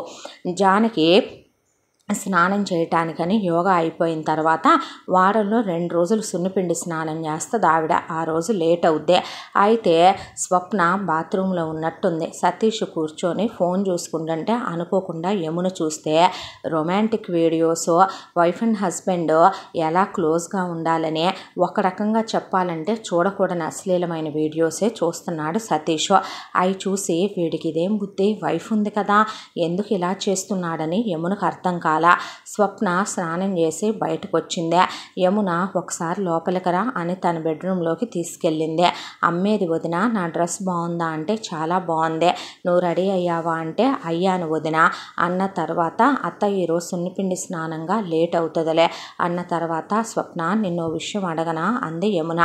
ఏంటి వదిన అంటే, మీ ఇద్దరు ఇంటిమేట్ అవ్వలేదా, మీ ఇద్దరు ఇంటిమేటెడ్గా క్లోజ్గా ఉండట్లేదా, ప్రతి రాత్రి మీ ఇద్దరు కాపురం చేసుకోవట్లేదా, ఏ వదిన అలా అడిగావు అంటే, నీ హస్బెండ్ ఏంటి ఇలాంటి వీడియోస్ చూస్తున్నాడో, నీ హస్బెండ్ ఎంజాయ్ చేస్తున్నాడంటే అవి చూస్తూ ఇది కరెక్ట్ కాదు కదూ, వైఫ్గా నువ్వు ఉన్నప్పుడు కూడా అతను ఎందుకు డైవర్షన్స్ తీసుకుంటున్నాడు అని అడిగేసరికి యమునతో, నీ దగ్గర దాచటం ఎందుకు వదిన, ఉన్నది ఉన్నట్టే చెప్పాలి. ఫస్ట్ నైట్ రోజున గదిలోకి పంపించారు, నేను చాలా ఎక్స్పెక్టేషన్స్ పెట్టుకున్నాను, అతను డైరెక్ట్ అయిపోతాడు, ఏదో పిచ్చెక్కిపోయిన వాళ్ళు కనుక మన మీద పడి కోరిక తీర్చేసుకున్నట్టు ఓపెన్గా చెప్పాలంటే బట్టలు పీకేస్తాడు, జుట్టు లాగేస్తాడు, కొరికేస్తాడు, తన ఇష్టం వచ్చినట్టు తను ఎంజాయ్ చేస్తాడు. ఒకసారి సరిపోదు వదిన, మినిమం 10 సార్లైనా కావాలి రోజు మొత్తం మీద. నాకేమో చిరాకు చికాకు విసుగు వచ్చేస్తాయి. ఒకవైపున పిల్లల పని, ఇంటి పని, ఆఫీస్ పని, నాలాగా నువ్వు అన్నిటినీ డీల్ చేసుకుంటా చేస్తే నీకు తెలుస్తుంది అని నేను అన్నానని ఇండైరెక్ట్ సెటైర్లు వేయటం, నన్ను తిట్టడం, ఈ కోపాలు, ఈ విసుగులు, ఈ చిరాకులు, ఈ చికాకులు ఇవన్నీ నా మీద చూపించి చెయ్యెత్తిన దాకా వచ్చాడు. ప్రతిదానికి నన్నే తిడతాడు. 24 గంటలు పెళ్ళాము ఆయనకి పడక సుఖాన్ని ఇస్తూనే ఉండాలి. నీకో విషయం చెప్పాలంటే మామూలు కక్కుర్తి కాదు, ఎంత కక్కుర్తి ఉంటుందో తెలుసా. హనీమూన్కి వెళ్ళినప్పుడు అసలు నన్ను కనీసం బట్టలు కూడా వేసుకొనివ్వలేదు ఆ 10 days. అంత ఇంటిమేటెడ్గా ఉంటాడు. నాకేమో ఇరిటేషన్గా ఉంటుంది. నాకు సెక్షువల్ ఫియర్స్ ఉన్నాయి వదిన, చిన్నప్పటి నుంచి అమ్మ స్ట్రిక్ట్గా పెంచడం ఒకటే, దానికి తోడు మొగుడన్న తర్వాత పెళ్ళాన్ని దగ్గరికి తీసుకోవటం, ముద్దని హగ్గని అలా ఉంటాయి కదా. అన్నయ్యదే నీది కూడా లవ్ మ్యారేజే కదా. ఒక విషయం చెప్పమంటావా, మీ అన్నయ్యతో నువ్వు నీ మొగుడిని ఎప్పుడూ పోల్చొద్దు స్వప్న, ఆయన మగాడు అనేసరికి, అంటే నా మొగుడు కాదా అంది స్వప్న.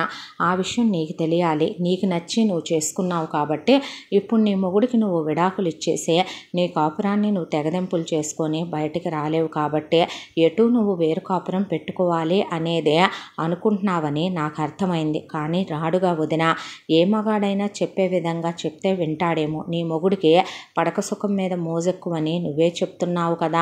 నీ మొగుడికి ఏం కావాలో దాన్ని సిగ్గు విడిచి ఒక భార్యగా నువ్వే ఇవ్వు. నీకు నీ మొగుడు ఎలా ఉంటే నచ్చుతాడో అలా ఉండమని ఓపెన్గానే చెప్పు. మీ ఇద్దరూ హ్యాపీగా ఉండండి, ఎంజాయ్ చెయ్యండి. అలా అతనికి చెప్పు, నాకు నీతో క్లోజ్గా ఉండాలనిపిస్తుంది, ఇంట్లో ఇలా పిల్లల్ని చూడటం, ఆఫీసులకు వెళ్ళటం, ఇంటి పని, వంట పని ఇవన్నీ చేసుకుంటూ క్లోజ్గా ఉండటం అవ్వట్లేదని. వాళ్ళమ్మ హాల్లోనే ఉంటుంది వదిన, బెడ్రూమ్లో నుంచి ఎలాంటి సౌండ్స్ వినపడితే చెప్పు. వైఫ్ అండ్ హస్బెండ్ క్లోజ్గా ఉంటే అవన్నీ వింటూ కూర్చుంటుంది సిగ్గు లేకుండా హాల్లో. కనీసం బెడ్రూమ్లో టీవీ కూడా చూడదు వాళ్ళమ్మ. ఒక రూమ్ నుంచి ఒక రూమ్కి మన రూమ్లా వినపడకుండా ఉండవు మన ఇంట్లో లాగా. కనెక్టివిటీ ఉంటుంది వాళ్ళ ఇంట్లో. అదే అవన్నీ తనతో చెప్పే విధంగా చెప్పు, వింటాడేమో మరే. నా వరకు నేనైతే గనక నీకొకే ఒక్క హెల్ప్ చేయగలను. ఏంటంటే నీకు ఆఫీస్ వాళ్ళు టికెట్లు ఇచ్చారని చెప్పు. ఒక 1 వీక్ మీకు దూరంగా ఎక్కడికైనా ట్రిప్ కోసం నేను టికెట్స్ అకామిడేషన్కి నేను ఏర్పాటు చేస్తాను. నా దగ్గర రూపాయలు వదిన, చేస్తే నువ్వు చేయాల్సిందే. మరి నీ భర్తని నువ్వే అర్థం చేసుకొని నీ కాపురం నువ్వే నిలబెట్టుకోవాలి. ఇప్పుడు డివోర్స్ ఇచ్చి వచ్చి ఇక్కడ ఉంటావా చెప్పు. అమ్మ అప్పుడు కానీ నన్ను నరికేయదు అంది స్వప్న. మరి అయినా నువ్వు అతన్ని ఇష్టపడ్డావు. ఓపెన్గా చెప్పాలంటే అతన్ని వలచి చేసుకున్నావు. ఇప్పుడు ఏదున్నా నువ్వే కరెక్ట్ చేసుకోవాలి కదూ అనేసి యమున. ఆనంద్ వచ్చిన తర్వాత ఆనంద్ ఫోన్లో చాలా రకాలు ట్రిప్స్ ఎప్పుడు తనే ప్లాన్ చేస్తాడు. దాంతో అతని దాంట్లో నుంచి వీళ్ళకి రాను బాను ఫ్లైట్ టికెట్లు, అలాగే అక్కడ ఫుడ్కి అకామిడేషన్కి మొత్తానికి కలిపి 1,00,000 రూపాయలు అయితే ప్యాకేజ్లో వీళ్ళకి టికెట్స్ బుక్ చేసి వాటిని స్వప్నకి ఫార్వర్డ్ చేసి రేపొద్దునే బయలుదేరి వెళ్ళండి అని చెప్పింది. తెల్లారి పొద్దున్నే ఆఫీస్ వాళ్ళు నాకు టికెట్లు పంపించారు, మన ఇద్దరం ట్రిప్కి వెళ్దామని అమ్మా నాన్నకు కూడా అదే మాట చెప్పి స్వప్న సతీష్ని తీసుకొని బయలుదేరుతున్నానంటే అటునుంచి అటు మీ ఇంటికి తీసుకెళ్ళిపోబ్బాయి, మీ అత్తారింటికి వెళ్ళిపో అని చెప్పింది జానకి. అని సతీష్ తీసుకెళ్ళిపోయాడు స్వప్ననే. అయ్యాక ఆనంద్ తన కోసం యమున టికెట్లు బుక్ చేసిందేమో అని చాలా ఆనందంగా యమునని లోపలికి రమ్మనమని పిలిచాడు. పిలిచి ఏంటి ఇది అని అడిగితే అవి మన కోసం కాదు అంది యమున. అర్థమైందే, ఫార్వర్డ్ చేసావుగా దాని ఫోన్కి. నాకేమైనా డబ్బులు ఊరికినే వస్తున్నాయి అనుకుంటున్నావా? లక్షలు నువ్వు దానాలు చేయటానికి అంటే అది కాదు ఆనంద్, నేను చెప్పేది ఒకసారి వినని జరిగింది మొత్తం చెప్పుకొచ్చింది యమున. చెప్పిన తర్వాత ఓపెన్గా చెప్పాలంటే అతను కక్కుర్తిలో ఉన్నాడంటావు, వాడి కక్కుర్తిని ఇది తీర్చట్లేదంటావు, అంతేనా? నేను ఆ విషయం ఎలా చెప్పగలను? అన్నీ విన్నావు కదే, వింటమంటే లేడీస్ వింటాం, నీకు ఎలా చెప్తాను నేను అన్నాక అత్తగారు కొట్టానంటేనా అని ఆనంద్ అనేసరికి అత్త మామగారులు అవన్నీ వింటూ వాళ్ళ గుమ్మం ముందే నిలబడిపోయారు. తలుపు తీసేసరికి ఆవిడ ఎదురుగా ఉండి ఏం పనులు అమ్మాయివే అని అడిగేసరికి ఏం చేయాలో అర్థం కాలేదు అత్తయ్య. ఇప్పుడు కాపురం కూల్చుకొని ఏం చేస్తుందో చెప్పండి స్వప్న. అందుకని నువ్వు మన డబ్బులు పెట్టి ఇప్పుడు పంపిస్తే పంపించావు, ఇంకోసారి ఎలాంటివి చేయకమ్మా, నాకు నచ్చదు అనేసింది ఆవిడ. ఆ తర్వాత స్వప్న సతీష్ని తీసుకొని అసలు అలా హనీమూను సెకండ్ హనీమూన్కి వెళ్ళినట్టే ఫీల్ అయ్యాడు సతీష్. వెళ్ళగానే స్వప్నాన్ని స్నానం కూడా చేయనివ్వకుండా క్లోజ్ అయ్యి అలా 4-5 సార్లు క్లోజ్ అయ్యాక స్నానం చేసి వచ్చి మళ్ళీ క్లోజ్ అయ్యాక అసలు ఆ వారం రోజులు పెళ్ళాన్నే వదిలిందే లేదో. ఇక మొగుడి గుండెల మీద పడుకొని నాకు రోజు నీతో ఇలాగే ఉండాలని ఉంటుంది సతీష్ అంటే, మరి ఉండవే అన్నాడు. ఎలా చెప్పు, పొద్దున్నే అత్తయ్య వచ్చి లేపేసుద్దే, మీ అక్కయ్య పిల్లల్ని చూడాలి అని, ఆ తర్వాత టిఫిన్ పనులు, ఆ తర్వాత భోజనం పనులు, ఆఫీస్కి వెళ్ళి రావాలి, నువ్వైతే నాలా అన్ని హ్యాండిల్ చేసి ట్యాకిల్ చేయగలవా? మళ్ళీ సాయంత్రం రాగానే ఇంటి పని, ఆ తర్వాత వంట పని, మళ్ళీ పిల్లలకి వర్కులు చేయించడం, అలసిపోతున్నాను. పైగా మీ అమ్మ బయట హాల్లోనే కూర్చుంటుందా, మన బెడ్రూమ్లోంచి వెళ్ళే సౌండ్లన్నీ మీ అమ్మ వింటదే, అందుకే వేరు కాపురం పెట్టుకుందామంటే నువ్వు నన్ను తిట్టావు, నీకేమో నచ్చలేదు. పైగా వీకెండ్స్లో అయినా నీతో క్లోజ్గా ఉందామంటే వీకెండ్స్లో మీ అక్క బావ క్లోజ్గా ఉంటారని మీ అమ్మ మీ అక్కని డిస్టర్బ్ చేయదు, ఇక్కడే ఉంటుంది, పిండి వంటల పనులు పచ్చళ్ళ పనులు అన్నీ పెట్టుకుంటుంది. పైగా అప్పుడే మీ అమ్మ నాకు అడిషనల్ పనులన్నీ అప్పచెప్పుద్దే. ఇలాగే ఉంటే లైఫ్లో ఇంకేం ఎంజాయ్ చేస్తాం, నాకు మాత్రం నీతో క్లోజ్ అవ్వాలని ఉండదా ఏంటి అని మొగుడికి ఎక్కించాల్సినవి మొత్తం ఎక్కించింది స్వప్న. సతీష్ బాగా విన్నాడు. విన్న తర్వాత ట్రిప్ అయిపోయి ఇంటికి తిరిగి వచ్చారు. ఇంటికి తిరిగి వచ్చి రాగానే ఇక మొదలుపెట్టింది దండకం నీలవేణి.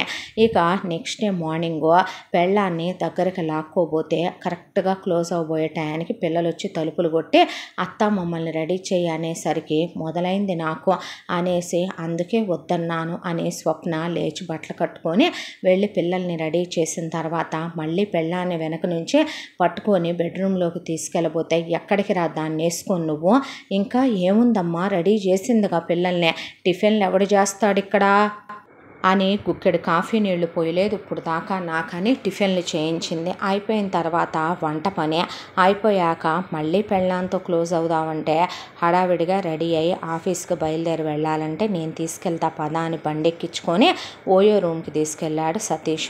సిగ్గైనా ఉండాలి వీడికి, నేనేమైనా వీడి సెటప్ నా పెళ్ళాన్నైతే ఇలా ఎన్ని రోజులు తీసుకెళ్తాడో చూస్తాలే కానీ అనుకుంది స్వప్న. అక్కడ క్లోజ్ అయ్యారు వైఫ్ అండ్ హస్బెండ్. టైం మర్చిపోయాడు సతీష్. అసలు ఆ ధ్యాసలో పడితే ప్రపంచాన్నే మర్చిపోతాడు. ఆఫీసులో ఉన్న స్ట్రెస్ కానీ ఇంట్లో ఉన్న స్ట్రెస్ కానీ అన్నిటికీ స్ట్రెస్ బస్టరు పెళ్ళాంతో క్లోజ్ అవ్వటమే, పెళ్ళాంతో ఇంటిమేట్ అవ్వటమే అనేది సతీష్ పెట్టుకున్నటువంటి పెద్ద రిలాక్సింగ్ మెథడ్లో ఒకటే. దాంతో ఇక ఆఫీస్ వాళ్ళు ఫోన్ల మీద ఫోన్లు చేస్తుంటే ఉద్యోగం ఊడుద్దని ఆ రోజుకి లీవ్ పెట్టుకొని నెక్స్ట్ డే నుంచే వెళ్తూ ఈవినింగ్ ఆఫీస్ నుంచి వచ్చేటప్పుడు హోటల్ రూమ్ తీసుకురావడం మొదలుపెట్టి ఓవర్ టైము లేట్ అయింది అని చెప్పడం మొదలుపెట్టారు. ఇంటికి వచ్చేసరికి మళ్ళీ పెళ్ళాం ఇంట్లో చాకరీ చేసి అలసిపోతుంటే పడుకోకని మళ్ళీ నైట్ క్లోజ్ అవటం మొదలుపెట్టాడు. ఇక తలుపులు బాధేయటం మొదలుపెట్టింది నీలవేణి. నేను హాల్లోనే ఉన్నానురా, ఏంది దరిద్రపు గోల, బయటికి వినపడుతున్నాయి, పిల్లలు ఏందా గోల అంటున్నారు. మేము సంసారాలు చేసుకోవాలా వద్దా, అసలు 24 గంటలు నీకు అదే పని, పొద్దున మధ్యాహ్నం సాయంత్రం రాత్రి అంటే ఎప్పుడూ కాపురాలు చేసుకోకూడదా ఏంటి అనుకున్నాడు సతీష్. అనుకున్న తర్వాత పిల్లలు మీ దగ్గరే పడుకుంటామంటున్నారని తీసుకొచ్చి కూతురు పిల్లల్ని కొడుకు గదిలో పడుకోబెట్టి తనెళ్ళి మొగుడితో ఏసీలో పడుకొని సరసాలు ఆడుకుంటుంటే ఆ సౌండ్లు ఈ గదిలోకి వినిపిస్తాయి. జుట్టంతా పీకేసుకున్నాడు సతీష్. ఆ తర్వాత అక్క బావ వాళ్ళు వచ్చారు. వచ్చి ఓపెన్గా కూతుర్ని అల్లుడిని గదిలోకి పంపించి ఇక వీళ్ళని హాల్లో పడేసి ఇంకో గదిలో మొగుడుతో నీలవేణి వెళ్ళి కులకటం మొదలుపెట్టింది. పిల్లల్ని వీళ్ళకి అప్పచెప్పింది. ఒకవైపున ఈ గదిలో వాళ్ళ ఎంజాయ్మెంటు, ఆ గదిలో వీళ్ళ ఎంజాయ్మెంటు, హాల్లో వీళ్ళేమో పిల్లల్ని వేసుకొని ఇక ఆ ఫ్యాన్ కింద ఇసురుకుంటా కూర్చున్నారు. ఇక సతీష్కి మామూలుగా కాదు అడికాలు మంట నన్నెత్తికెత్తేసిందే. కనీసం వీకెండ్స్లో అయినా పెళ్ళాంతో క్లోజ్ అవుదామంటే పొద్దున్న లేచిన దగ్గర నుంచే పెళ్ళాంతో సాయంత్రం దాకా చాకిరి చేయిస్తూనే ఉంది అమ్మ. ఇంకా ఎంతసేపు అంటే టైం పట్టిద్దని రాత్రికి ఎప్పుడుకో వదిలిందే. వదిలాక కూడా మళ్ళీ ఇంటి పని, మళ్ళీ బట్టల పని, మళ్ళీ చాకిరే అవన్నీ చేసొచ్చి పెళ్ళాం అలిసిపోతే మా బంగారం కాదు ఒక్క 2 hours అని తెల్లవార్లు తను క్లోజ్ అవటం సరిపోయి తెల్లారి ఆఫీస్కి వెళ్ళటం అవలా. టీఎల్ అవ్వాల్సిన స్వప్నకి అది తప్పిపోయిందే. సతీష్కి ప్రమోషన్ రావాల్సింది అది వేరే అబ్బాయికి వెళ్ళిపోయిందే. ఒకవైపున ఆఫీసు స్ట్రెస్, టెన్షను, ఫ్రస్ట్రేషను, ఒకవైపున ఇంట్లో పెళ్ళాంతో క్లోజ్ అవటం కుదరకపోవటం, పెళ్ళాం విసుక్కోవటం, ఇక ఒకవైపున అమ్మ తిట్టటం.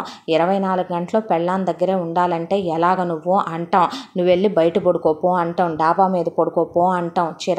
చికాకు పెరిగిపోయి ఇక ఒక రోజున అమ్మా నాన్నలకి టికెట్లు వేసి తీర్థయాత్రలకు వెళ్ళమని పంపిస్తే రైల్వే స్టేషన్ దాకా వెళ్ళిన తర్వాత అనుమానం వచ్చి వెనక్కి తిరిగి వచ్చింది నీలవేణి సుబ్బారావుని తీసుకొని.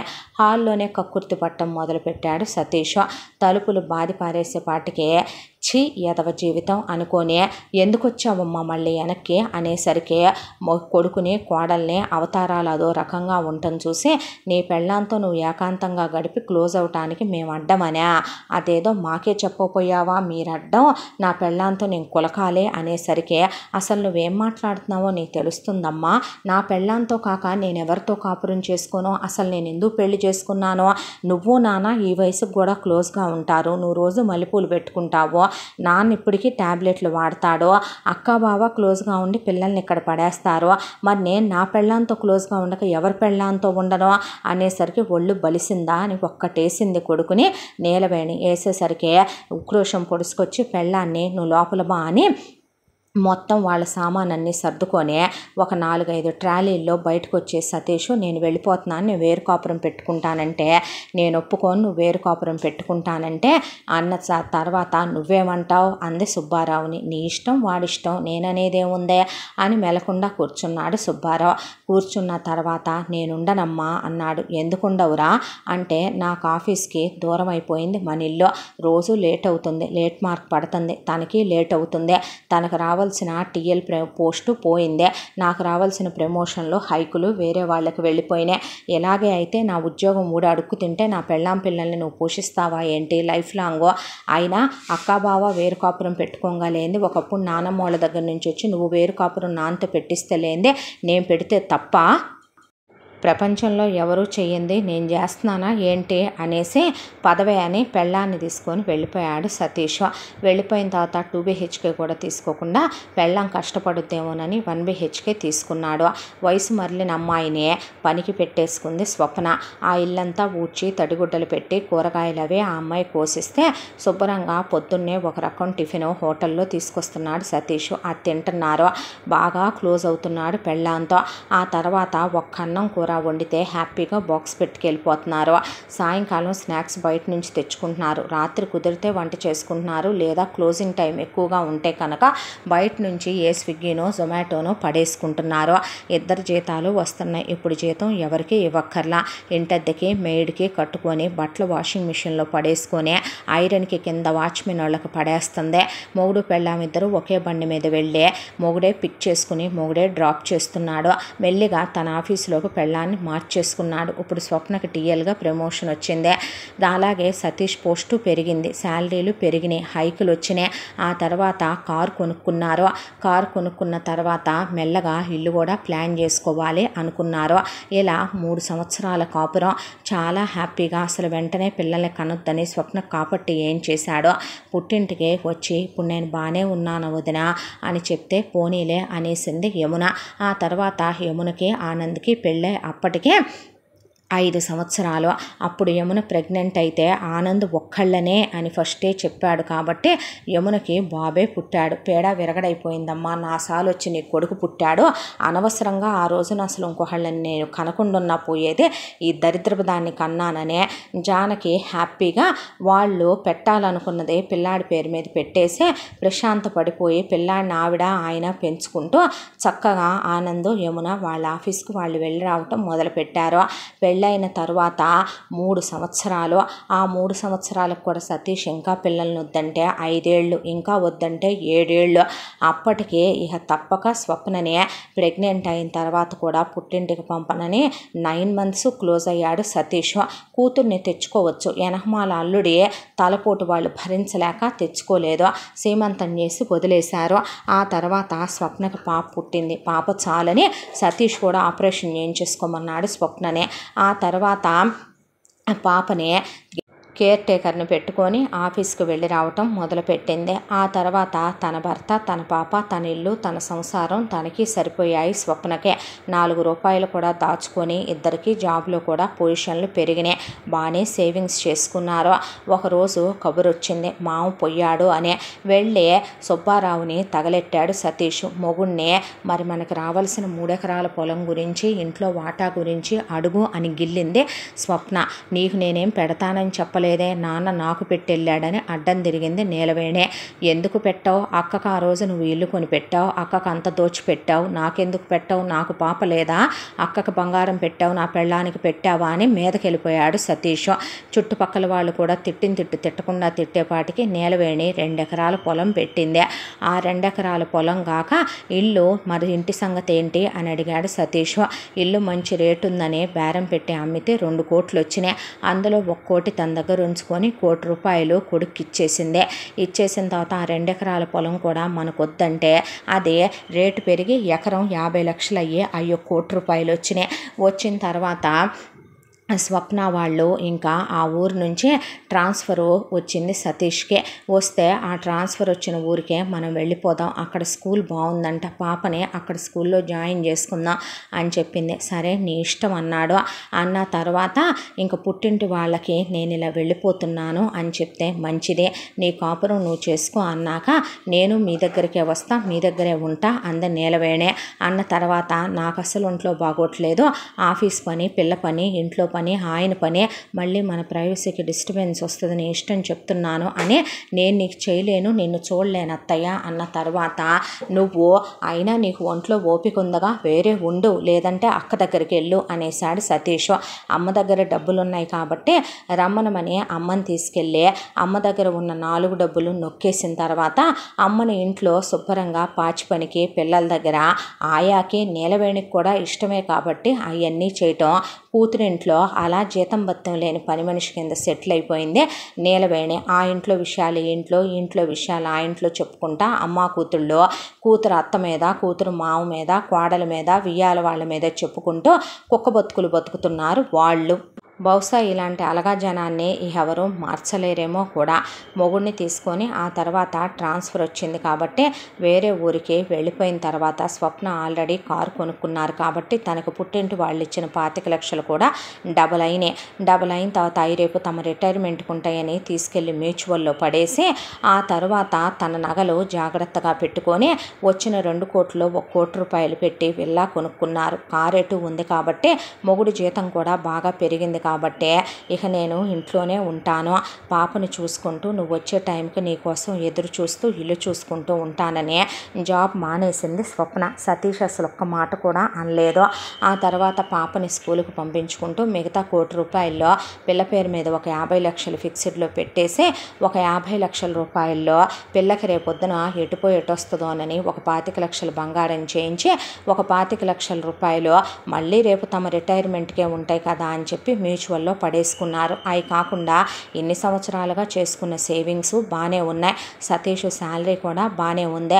ఎన్నాళ్ళకి వదిన చెప్పినందువల్ల లేదంటే తన తెలివితేటల్ని వాడు ఇక ఒక వ్యభిచారి అనుకోవాలా, లేదంటే కనుక మొగుడిని సుఖపెట్టే యంత్రం అనుకోవాలా, నా మొగుడేగా నా మీద చెయ్యేసింది అనుకొని సరిపెట్టుకోవాలా, మొత్తానికి మొగుడితో కాపురమే చేసిందో లేకపోతే ఇక మొగుడికి ఎలా చెప్తే వింటాడో అలా చెప్పి తన బ్రతుకునే నిలబెట్టుకుందో, ఎవరు ఏమనుకున్నా ఎవరు ఎన్ని రకాల పేర్లు పెట్టినా తన తెలివితేటలతో తన కాపురాన్ని నిలబెట్టుకొని వేరు కాపురం తెచ్చుకొని చివరికి బతుకుని ఇలా చేసుకోవాల్సి వచ్చిందే. ఒక తొందరపాటు నిర్ణయం, ఒక ఆలోచన లేకుండా తను తీసుకున్న నిర్ణయం సతీష్ని పెళ్లి చేసుకోవటం. అలాగనే తెగదింపులు చేసుకొని వెళ్ళి పుట్టింట్లో ఉంటే ఆదరించి హక్కుని చేర్చుకొని నెత్తిన పెట్టుకునే అమ్మా నాన్నలు అన్నా వదినలు ఏమీ కాదు. తన్ని తప్పు చేసిందంటే తప్పుని తప్పనే చెప్పుద్ది వాళ్ళమ్మ.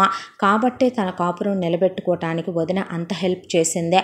అది ఎప్పటికీ మర్చిపోకూడదు అనే దాంతో ఒళ్ళు దగ్గర పెట్టుకొని రూపాయి జాగ్రత్త చేసుకుంటూ మొగుడుతో ప్రేమగా ఉంటూ మొగుడుకు కావలసిందేంటో తనకి తెలుసు కాబట్టి మొగుడుతో సుఖంగా సంతోషంగా కాపురం చేస్తూ పిల్లని చదివించుకుంటూ తన కాపురాన్ని అలా తీర్చిదిద్దుకుందే ఒక తెలివైన ఇల్లాలుగా స్వప్న.